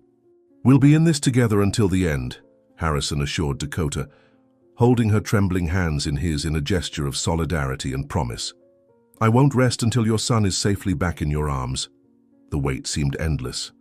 Harrison and Dakota remained in the abandoned church, as instructed by the police, awaiting news of Whitney's location and, hopefully, the baby's. The tension was palpable, every minute increasing both their anxiety. Dakota alternated between periods of catatonic silence and verbalized outbursts of worry, imagining the worst possible scenarios for her son. Harrison, in turn, tried to remain outwardly strong, offering words of comfort and confidence while inwardly battling his own demons, the guilt of not having perceived Whitney's true nature sooner, the concern for the innocent baby's well-being, the growing anger towards the woman who had betrayed not only his trust but her own humanity. When the phone finally rang, they both jumped as if they had received an electric shock. Harrison answered immediately, putting the call on speakerphone so Dakota could hear. "Mr. Harrison, this is the receptionist from the Oasis Spa. I'm returning your call about Mrs. Whitney's reservation." Harrison exchanged an alarmed look with Dakota before responding. "Yes, thank you for calling back. Has my wife arrived for her treatments?" The voice on the other end of the line hesitated for a moment. "Actually, sir, that's why I'm calling. Mrs. Whitney never showed up for her scheduled appointment. We tried calling her, but her cell phone goes straight to voicemail. Since you had been so specific about the special treatments you reserved, we thought we should let you know." The news hit Harrison and Dakota like a bombshell. If Whitney wasn't at the spa, where would she be? The obvious answer was disturbing. She was likely with Wesley and the baby, perhaps planning to flee now that she suspected her scheme had been uncovered.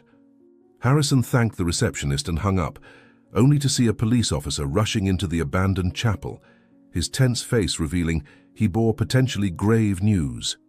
"Sir, we've tracked your wife's cell phone," the officer informed, his urgent tone echoing in the peculiar acoustics of the abandoned church. "It's at an abandoned property on the outskirts of town." Harrison and Dakota exchanged a loaded glance. The old abandoned mansion was both a potential trap and their best hope of finding the baby. And now, with the police tracking Whitney there, time was running out for everyone involved.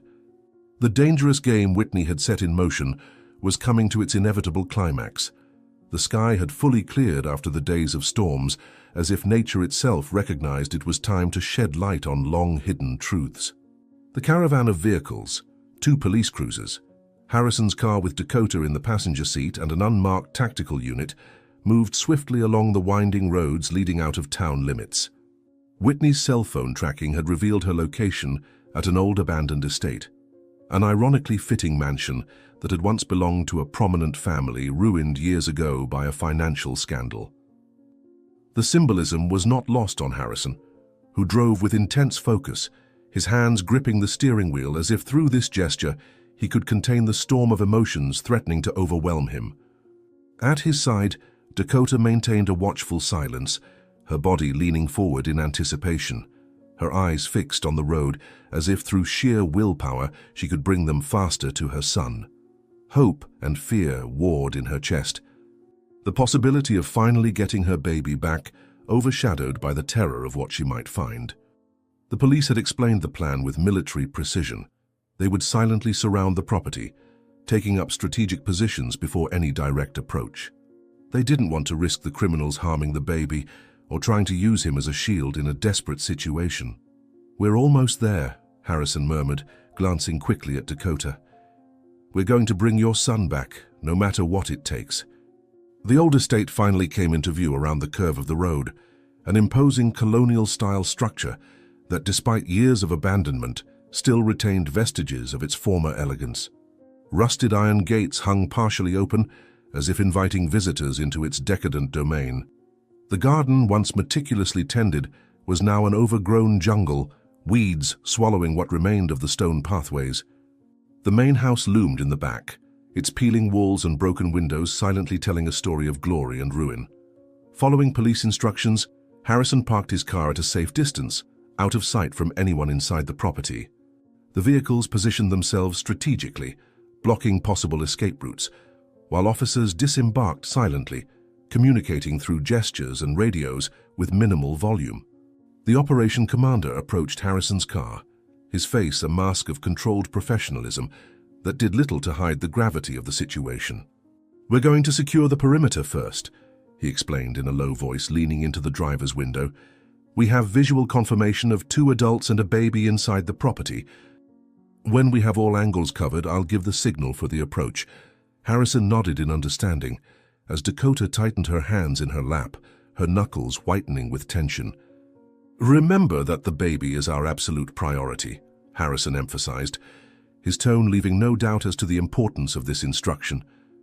"And my wife. She's more dangerous than she appears." Over the next 20 minutes, which seemed like an eternity for the car's occupants, the police team moved with the precision of predators, silently surrounding the property.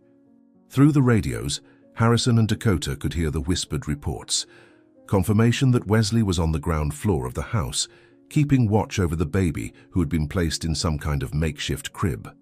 Whitney moved between rooms, apparently gathering documents and objects, putting them in suitcases. The scene described by the officers was clear. They were preparing to flee, probably alerted by the fact that Harrison had not contacted Whitney at the spa as expected. When the commander finally gave the signal to approach, Harrison held Dakota's arm, who was already about to jump out of the car towards the house. "We need to let the police do their job first," he said firmly, understanding her urgency but aware of the risks. "If we rush in, we may put your son in even greater danger." Despair and frustration crossed Dakota's face, but the logic of the argument was irrefutable. "Every second away from him is torture," she whispered, tears glistening in her weary eyes. "I can't bear to think of the fear he must be feeling." The operation began with clockwork precision. As the main team approached the front entrance, other officers positioned themselves at the side and rear exits, blocking any possibility of escape. The commander, accompanied by 4 armed officers, advanced through the main entrance, moving with a deliberate caution that reflected the gravity of the situation and the presence of a vulnerable child. Harrison and Dakota, against explicit instructions to remain in the car, followed a few meters behind, unable to endure the passive weight while everyone's fate was being decided within those dilapidated walls. The interior of the abandoned mansion was a study in contrasts, the original architectural grandeur struggling against years of neglect and decay. Dust and cobwebs decorated once elegant chandeliers, and moldy carpets partially covered the creaking, noble wood floors underfoot. The police team methodically advanced from room to room, following the sounds of activity coming from what appeared to be an old living room. As they approached the slightly ajar door, they could clearly hear Whitney's tense, urgent voice arguing with Wesley. "We need to leave now before they realize I'm not at the spa," she insisted, the sound of papers being shuffled punctuating her words. "If Harrison finds out anything and contacts the police, it will all be ruined." The commander silently gestured for the team to take positions. In a synchronized motion, the officers burst into the room, weapons drawn and orders shouted with unquestionable authority. "Police! Nobody move! Hands where we can see them!" The scene inside the room crystallized into a tableau of shock and surprise. Wesley, a middle-aged man with rugged features denoting a life dedicated to questionable activities, stood near a modified cardboard box serving as an improvised crib, where Dakota's baby cried weakly, exhausted from so much exertion. Whitney, on the other hand, was on the opposite side of the room, elegant even in that chaotic situation, with a folder of documents in one hand and a small suitcase in the other. For a moment, her face registered genuine shock, the first authentic emotion Harrison had seen in her for a long time. Then, as if a mask had been put on, her expression transformed into one of cold assessment. The abrupt entry of the police froze time for a few seconds, a suspended moment where all possibilities still existed simultaneously: surrender, resistance, flight. Wesley, less versed in the art of dissimulation than his accomplice, was the first to react, raising his hands in an instinctive gesture of surrender. "Don't move, Wesley," commanded the closest officer, approaching cautiously with handcuffs already prepared. "You're under arrest for kidnapping, extortion, and conspiracy." For Dakota and Harrison, watching from the room's entrance, Time seemed to move in slow motion. Dakota's gaze immediately fixed on the baby, a laser focus of maternal love that excluded everything else from her consciousness. For Harrison, however, it was Whitney's face that captured his attention. The woman he thought he knew, whom he had sworn to love and protect, now transformed into a stranger whose eyes coldly calculated the chances of escape. It was at that moment that Whitney finally emerged from the shadows, stepping forward into the center of the room, her posture erect and proud, even in the face of the complete collapse of her plans. Her eyes met Harrison's, and for an instant, so brief that afterward he would question whether it really happened, an emotion that could have been remorse crossed her perfectly composed features. "You've ruined everything," she exclaimed, her voice wavering between anger and disbelief. "Years planning the perfect heist." The movement was sudden and unexpected. While most of the officer's attention was divided between securing Wesley and protecting the baby, Whitney flung the folder of documents into the air, creating a momentary distraction of papers flying in all directions. Taking advantage of the confusion, she moved with the agility of a predator toward a side door, knocking over a shelf in her path to block her pursuers. "She's fleeing out the back," shouted one of the officers, already moving to skirt the newly created obstacle. Harrison, still stunned by the audacity of the escape, watched helplessly as his wife disappeared through the door, her quick steps echoing down the hallway. At the same time, Wesley was swiftly subdued and handcuffed, offering little resistance beyond repeatedly muttering that he was just following orders and never meant to hurt anyone. The momentary chaos was amplified by the baby's renewed cries, as if the tiny creature sensed the tension and danger permeating the environment. "Go after her! Don't let her escape!" ordered the commander, sending part of his team in pursuit of Whitney, while keeping 2 officers with Wesley. Oblivious to the drama of the escape, Dakota had already crossed the room toward her son, ignoring everything and everyone in her path. With trembling hands and tears freely streaming down her face, she took the baby into her arms, hugging him against her chest with the fierce protectiveness that only a mother separated from her child could demonstrate. The small one, instinctively recognizing the familiar scent and warmth, immediately calmed down, his sobs diminishing to soft whimpers as his tiny hands clung to Dakota's clothes, as if afraid of being separated again. The reunion was so intensely private, so deeply emotional, that everyone in the room, police officers, Harrison, even the detained Wesley, averted their gaze, feeling like intruders upon a sacred moment. Dakota anxiously examined every inch of the baby's body, checking for signs of injury or neglect, murmuring words of comfort and promises of protection that formed an improvised lullaby. "Mommy's here now, my love," she whispered between kisses on his little head. "I'll never let anyone separate us again. Never again." As Dakota was reunited with her son, the pursuit of Whitney intensified on the grounds of the abandoned property. With the agility of someone who had meticulously planned every aspect of her life, including potential escape routes, she managed to reach a strategically parked car in the back of the property, hidden by tall bushes and undetected by the police in their initial sweep. The sound of the engine starting alerted the pursuers, who immediately communicated the situation over the radio. Within seconds, the patrol cars stationed at the front of the property moved to intercept, initiating a high-speed chase along the winding roads leading back to the city. Whitney drove like someone who had nothing to lose, her sports car perilously whizzing around curves, forcing other drivers to swerve sharply as the sirens of the police cars created a chaotic soundtrack for the pursuit. Back at the abandoned mansion, Harrison observed the reuniting scene between mother and son with a complex mix of emotions: relief at the baby's safety, joy at Dakota's happiness, anger at Whitney's betrayal, and a profound sadness for the life he thought he had built, now revealed as an elaborate illusion. He approached Dakota cautiously, wanting to offer comfort without intruding on her moment of reconnection. "He seems to be all right," he commented softly, keeping a respectful distance. "You did it, Dakota. You found him." Dakota lifted her eyes, bright with tears and gratitude. "We found him," she corrected, reaching out to briefly touch Harrison's arm. "Without you, I never would have made it. I'd be wandering the streets, desperate, while they fled with my son." The connection between them was palpable, Not romantic, but deeply human, forged in the fire of shared adversity and mutual recognition of wounds inflicted by the same source. They were interrupted by the operation commander, re-entering the room with a grave expression after monitoring the beginning of the pursuit over the radio. "We're tracking your wife. 3 units in pursuit. She's driving dangerously on the main roads heading towards the city." Harrison nodded somberly, well acquainted with Whitney's relentless determination when she set her mind to a goal. "She won't go down easily," he warned, his intimate knowledge of the woman he had shared his life with now being used against her. "She likely has a contingency plan, maybe even fake documents and money stashed for an international escape."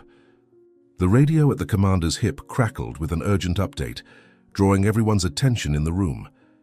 The choked voice of the officer reported the developments of the pursuit, Whitney ignoring red lights, performing increasingly risky maneuvers, endangering not only herself, but also other drivers and pedestrians. Harrison closed his eyes momentarily, imagining the scene. He knew Whitney's unwavering determination, her absolute refusal to accept defeat. She would rather risk everything, including her own life, than surrender. It was a character trait he had once admired, interpreting it as perseverance and willpower, never imagining it could be a manifestation of something darker, a functional sociopathy disguised as ambition. "She's going to end up killing someone or herself at this rate," he muttered, opening his eyes to find Dakota watching him with a mixture of understanding and pity. 8 years of marriage, and I never really knew her. And the outcome of the pursuit came faster than anyone could have anticipated.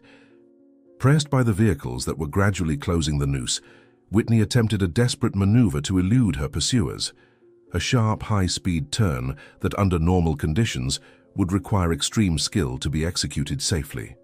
The radio transmitted the staccato moment of professional voices trying to maintain composure while reporting the unfolding disaster. The car skidding, losing traction on the still damp asphalt from the recent storm, rolling over once, twice, 3 times before finally coming to a stop, a smoldering heap of twisted metal on the side of the road. A heavy silence followed the report, broken only by the soft crying of the baby, as if the little creature sensed the gravity of the moment. Harrison remained motionless, his face a mask of conflicting emotions: horror at the accident, concern for the woman who, despite everything, was still legally his wife, and guilty relief at the possibility that the pursuit had ended without harming innocence. "They managed to get her out of the vehicle," the commander informed after a few minutes of silent radio communication. "She's injured but conscious, being transported under custody to the central hospital."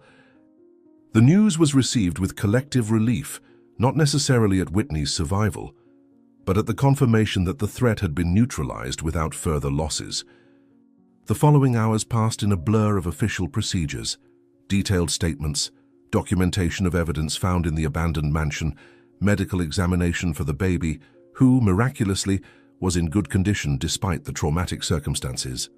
Wesley, utterly demoralized by the capture and the belated realization that Whitney had used him as much as she had used Harrison, began to cooperate extensively with the authorities, providing extensive details about the plan and other criminal activities they had been involved in over the years.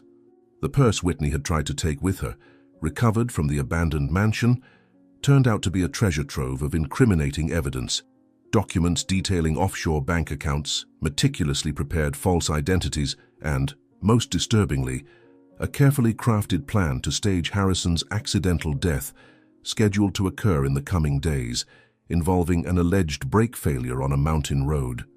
"She really thought of everything," one investigator commented, flipping through the documents with a mixture of professional horror and reluctant admiration for the meticulousness of the plan. If it weren't for the storm and Dakota's unexpected arrival, she would have likely succeeded. Harrison watched the proceedings with a strange sense of detachment, as though observing a movie about someone else's life. The magnitude of the betrayal was almost incomprehensible. Every aspect of his marriage, every moment of seeming intimacy, now revealed as part of an elaborate scheme to gain his trust, access his fortune, and eventually eliminate him.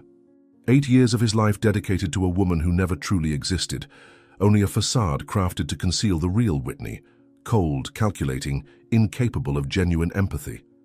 The realization didn't hit him all at once, but in successive waves of painful understanding, each one eroding a little more of the foundation of what he thought was his reality. "Mr. Harrison?" The commander's voice brought him back to the present. "Your wife has been stabilized at the hospital and has requested to see you before being formally detained and transferred to prison."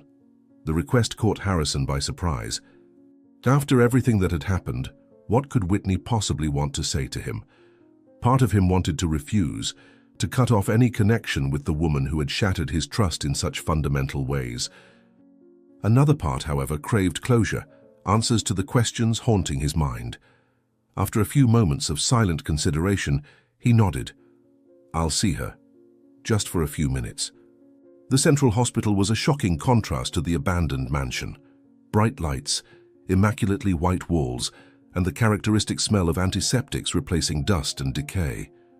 Whitney had been assigned to a heavily guarded private room, her legs shackled to the hospital bed, despite the doctor's protests about the need for mobility to prevent complications after the accident. When Harrison entered, he found her surprisingly composed considering the circumstances.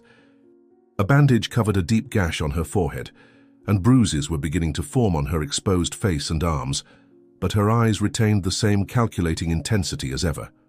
For a moment, they simply observed each other in silence, years of shared history and betrayal suspended between them like an intangible veil.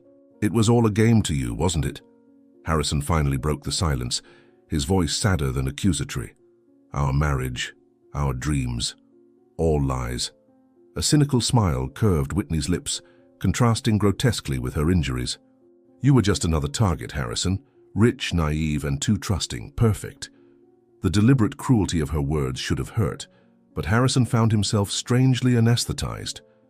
Perhaps he had already accepted on some subconscious level the truth about his wife, long before all the evidence came to light. Perhaps the real pain was the realization of his own willful blindness, his refusal to see the signs that, in retrospect, were painfully obvious.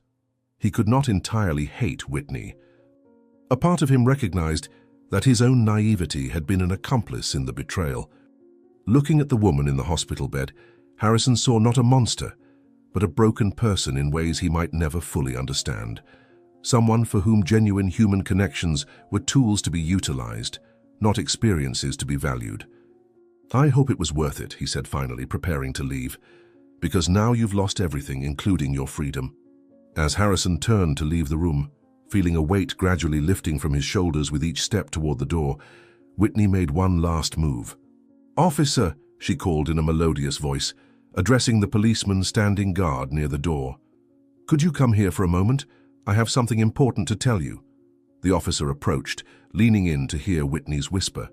Harrison turned in time to see the officer's expression transform from professional neutrality to evident shock. Whitney wore a malicious smile, her eyes glinting with predatory satisfaction, as if she still maintained control despite everything. In that moment, Harrison realized the story wasn't over. Whitney, even defeated, still held one last hidden trump card. And from the meaningful look she shot his way, Harrison instinctively knew that trump card was connected to him and the future he was trying to rebuild. 5 years had passed since the events that transformed Harrison's and Dakota's lives. Time, that relentless sculptor, had worked silently, healing wounds and building new paths. The mansion, once a symbol of emotional emptiness disguised as luxury, now pulsed with renewed energy. The walls that had witnessed betrayal and despair now echoed with lively voices, genuine laughter, and the occasional sound of children playing in the gardens, offspring of the staff who frequently visited the place that had become more than just an administrative office. Harrison had transformed an entire wing of the property into the main headquarters of his foundation, keeping only a modest private space for his personal residence. The rooms previously decorated with expensive and impersonal art now displayed photographs of people whose lives had been touched by the foundation's work, colorful children's drawings, and maps marking the various shelters scattered throughout the city. Whitney and Wesley's trial had been one of the most talked about of the decade, resulting in lengthy prison sentences for both and the recovery of a large portion of the fortune they had attempted to embezzle. "I never imagined that my greatest pain would transform into my greatest purpose," Harrison reflected one morning, observing the movement of people entering and leaving the foundation. The storm nearly destroyed me, but it also showed me who I truly am. The New Dawn Foundation was born directly from Harrison's traumatic experience. Utilizing his considerable influence and resources, he had created an organization dedicated to offering much more than temporary shelter for homeless individuals. It provided a comprehensive reintegration system with dignified housing, vocational training, and medical and psychological assistance. The innovative model caught the attention of other entrepreneurs and even government authorities, who sought to replicate its success in other regions. What began as a way to channel his pain and gratitude for the help he received from Dakota had transformed into a silent revolution in the treatment of those marginalized by society. The shelters became true transitional communities, where entire families found not only a roof and food, but dignity and hope. Harrison discovered that his true calling was not in corporate boardrooms, but in creating opportunities for those society had turned its back on. "Sometimes I wonder who saved whom that stormy night," he commented to his assistant as they reviewed plans for the new center. "Dakota rescued me physically, but I think her gesture also saved my soul." Dakota had blossomed in ways she herself could never have imagined. With Harrison's unconditional support, she had completed her studies, graduating with honors in social work and later specializing in social project management. Her transition from beneficiary to director of the foundation was not merely an act of gratitude on Harrison's part, but a genuine recognition of her natural leadership talents and her profound empathy born from her own experiences. Her first-hand knowledge of the difficulties faced by people in social vulnerability made her exceptionally effective in developing programs that truly worked. Under her direction, the foundation had expanded exponentially, creating innovative methods for social reintegration that became a national benchmark. Her son, now a healthy and lively 6-year-old boy, grew up in an environment of safety and opportunity, completely oblivious to the danger he had faced in the first months of his life. The new shelter center was the foundation's most ambitious project to date, a complete complex that included transitional apartments for families, a vocational school, daycare center, health clinic, and community spaces. Located in an area that had once been dominated by extreme poverty, the center represented not only a refuge, but a point of transformation for the entire neighborhood. The opening ceremony had attracted authorities, sponsors, volunteers, and most importantly, dozens of families who had already benefited from the foundation and were returning to celebrate and inspire the new participants. The atmosphere was festive but also profoundly meaningful, symbolizing a collective victory against circumstances that many would consider insurmountable. Harrison, dressed in a simplicity that contrasted with his former ostentation, moved among the guests with a naturalness that revealed how much he had changed, no longer the distant businessman, but a man genuinely connected with his community. "The foundation not only helps people, but it brought me back to my own humanity," he commented to one of the longest-serving volunteers as they observed the crowd. "It's amazing how I had to lose almost everything to find what really matters." The moment for the inaugural speech arrived, and Harrison took the improvised small stage, accompanied by Dakota and her son, who firmly held his godfather's hand. The sight of the three of them together caused a wave of applause, even before a word was spoken. For many present there, they personified the possibility of overcoming and rebuilding. Harrison looked out at the diverse audience, finding familiar faces, people he had personally helped, dedicated staff who shared his vision, authorities who had initially doubted but now enthusiastically supported the project. His gaze lingered briefly on Dakota, who smiled encouragingly, and the boy by her side who watched him with innocent admiration. That little being who had almost lost his life in a cruel game of adults now symbolized everything good in his new path. "Today we celebrate not only the opening of a new center, but the living proof that the worst storms can lead us to the most beautiful destinations," Harrison began, his voice carrying the genuine emotion he had learned not to repress anymore. 5 years ago, I believed I had lost everything. Today I know I had only begun to discover what really matters." In his emotional speech, Harrison spoke about how the storm of that fateful night had been only the beginning of a much deeper transformation. He recalled how Dakota, in her extreme vulnerability, had demonstrated a strength and dignity that deeply inspired him.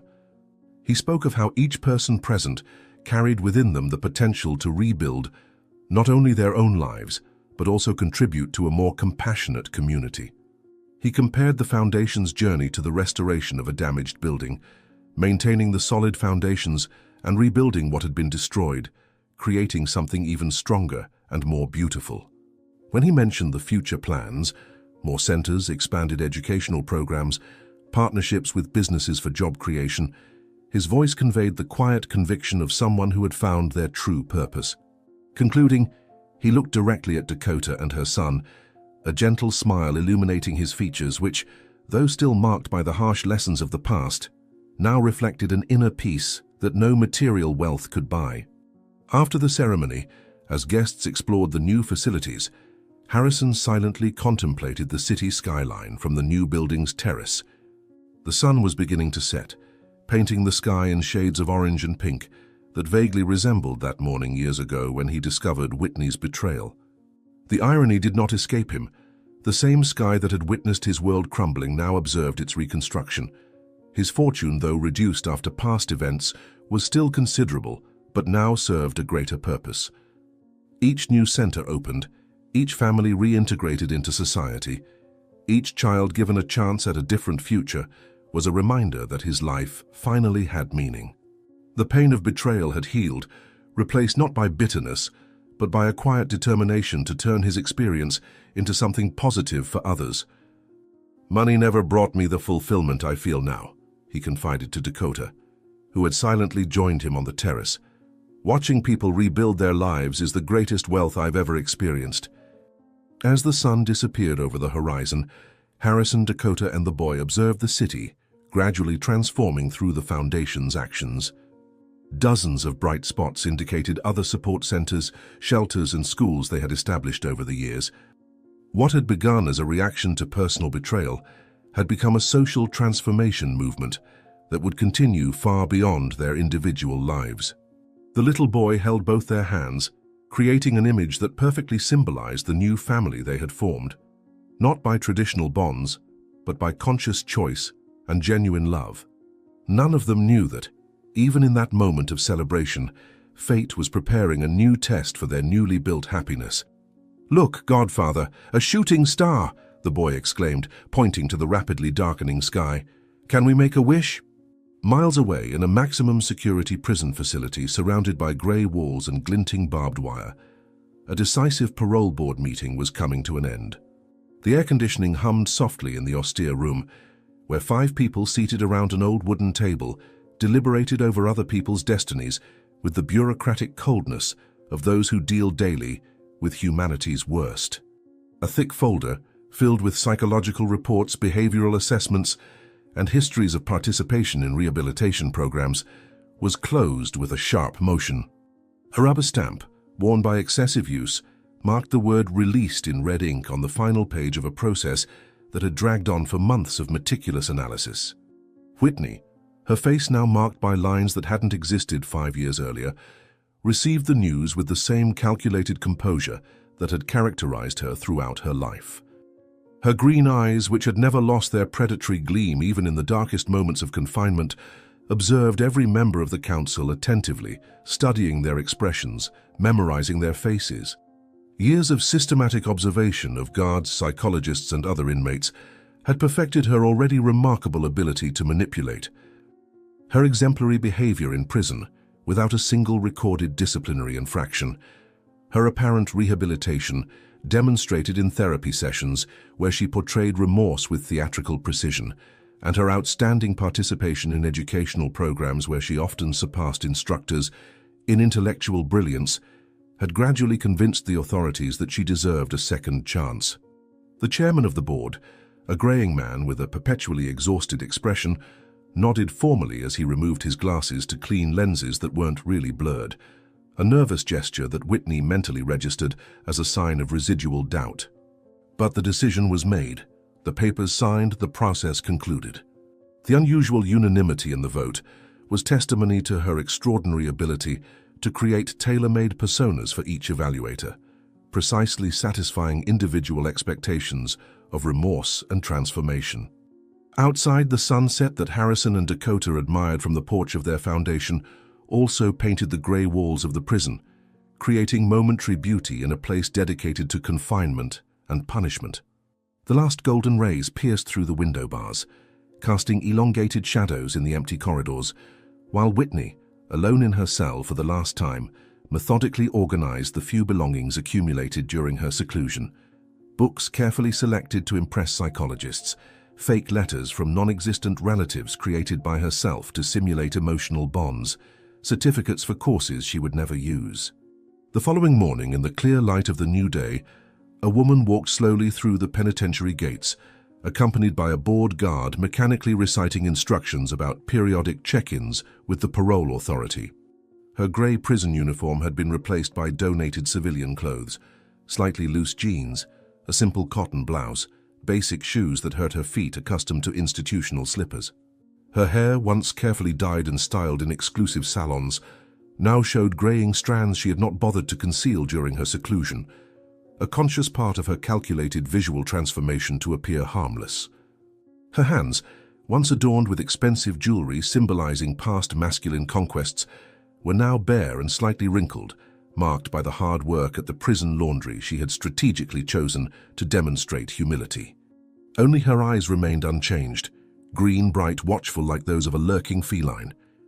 And in them, those who looked closely could see something that 5 years of confinement, forced therapies and daily humiliations had failed to extinguish. A cold flame of malice and an insatiable thirst for revenge, now finally free to pursue its targets. The first sun of freedom warmed her face as she adjusted the small bag of belongings over her shoulder and advanced into the outside world, her lips curving into an imperceptible smile as she thought of Harrison, Dakota, and the boy. Patience had always been her greatest virtue. Freedom had a bittersweet taste for Whitney. After years of confinement, the outside world seemed simultaneously strange and familiar. Prison had been merely an interlude in her plans, a temporary inconvenience that had whetted her thirst for revenge. With resources hidden before her capture, she rented a modest apartment and began her transformation. Hair dyes, contact lenses, strategic makeup, and fake documents created Laurel Summers, a demure widow with a sad past. Her target was chosen meticulously: Maxwell Gallagher, a middle-aged businessman, owner of a pharmacy chain, lonely enough to be vulnerable, rich enough to make the effort worthwhile. The casual encounter, the gradual interest, the orchestrated seduction.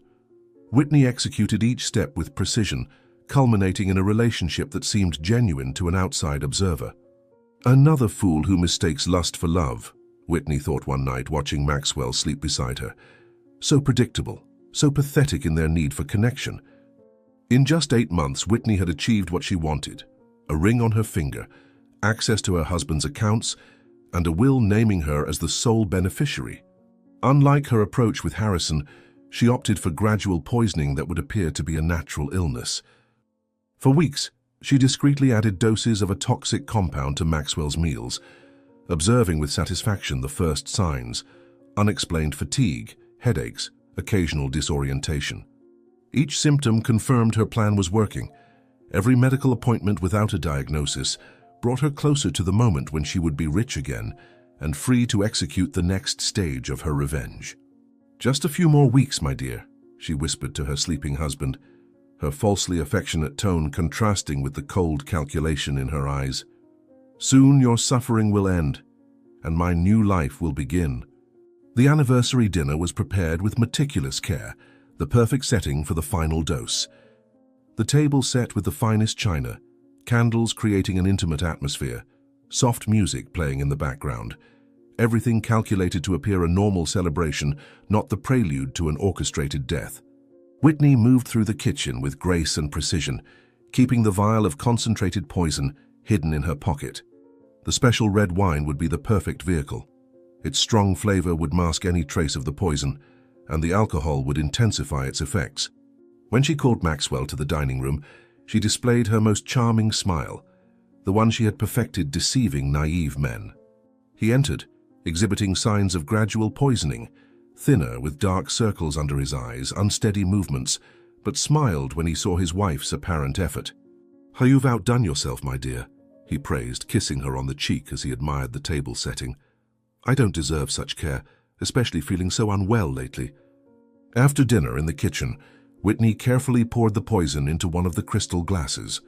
The transparent liquid instantly dissolved in the red wine.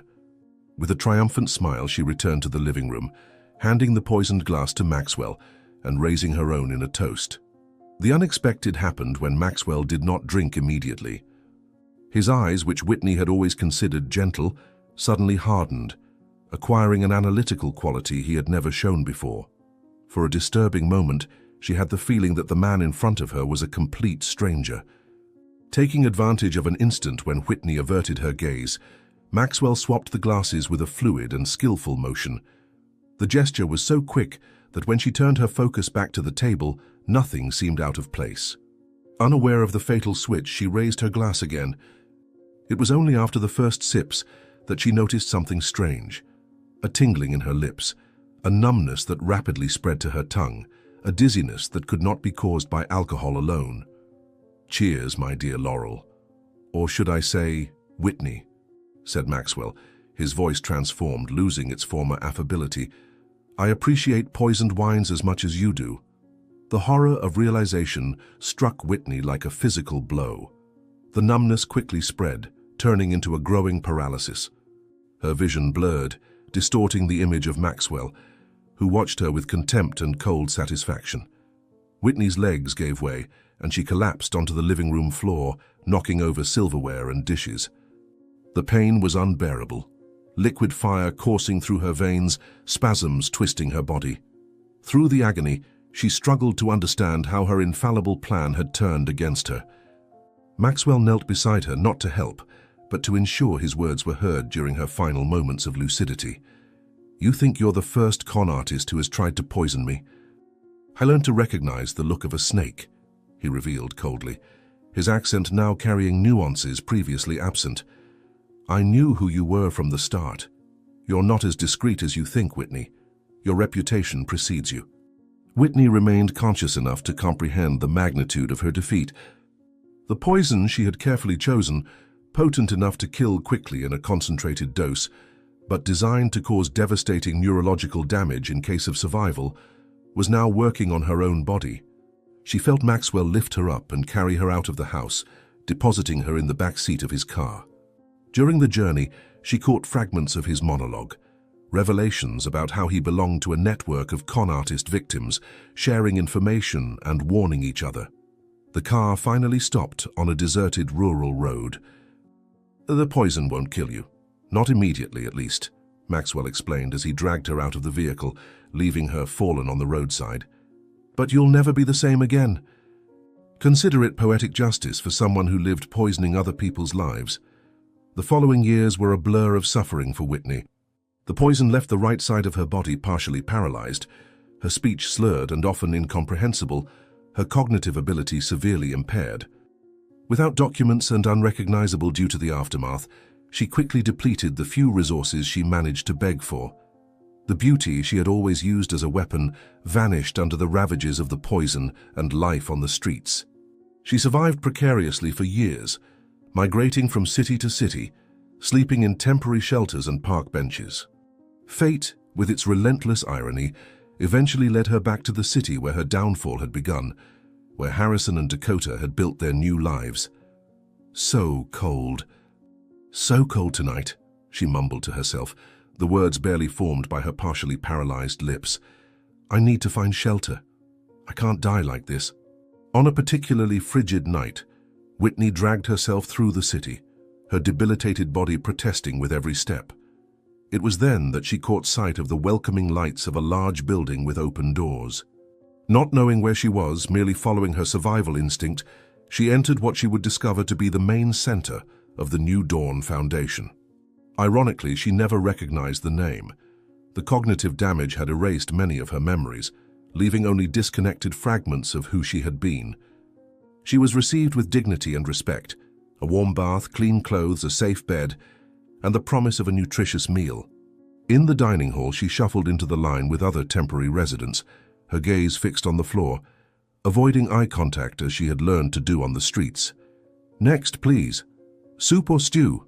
a gentle female voice asked when it was her turn. Whitney slowly raised her eyes, meeting Dakota's face. For a fleeting moment, something flickered in the depths of her damaged mind, a sense of familiarity trying to emerge through the fog that enveloped her thoughts. Dakota seemed to freeze momentarily, her eyes locked with Whitney's. There was a moment of mutual recognition, an almost palpable tension in the air. Dakota could have easily exposed the woman who had tried to destroy her life and that of her son, who had manipulated and betrayed Harrison. Instead, after a silent moment of contemplation, her face softened into an expression of genuine compassion at the human ruin before her. With deliberate movements, she served a generous portion of soup onto Whitney's plate, adding an extra piece of bread and a gentle smile. "Everyone deserves a second chance," Dakota said softly, her eyes conveying a wisdom born from her own experiences of loss and redemption. "I hope you find peace here." Unable to articulate a coherent response, Whitney merely nodded confusedly before walking away with her tray. The next day she observed from afar as Harrison arrived at the center, accompanied by the boy, the same baby he had kidnapped years ago. The trio formed an image of a family united not by blood, but by choice and genuine love. From her obscure corner, Whitney watched their happiness with an emotion she could no longer name, her damaged brain unable to fully process the contrast between the life they had built and the empty existence she now endured. That afternoon, as Harrison, Dakota, and the boy shared a tranquil moment on the foundation's porch, admiring the sunset, Whitney observed from afar a hunched and forgotten figure sustained by the same charity she had once despised. In the perfect balance of the universe, each had received exactly what they had sown: love and purpose for those who offered compassion even in their most vulnerable moments, and absolute isolation for the one who lived manipulating human connections. The wheel of karma had completed its inexorable revolution, bringing justice not through deliberate punishment, but by the simple natural law of cause and effect, evil returning to its source, goodness rewarded in equal measure. And so, as the last lights of day faded from the horizon, the story that had begun on a night of violent storm concluded under a peaceful sky, with each character exactly where their choices and actions had led them. Did you enjoy Dakota and Harrison's story? Then subscribe to the channel, leave a like, and check out the next one waiting for you here on the screen. I'll see you there.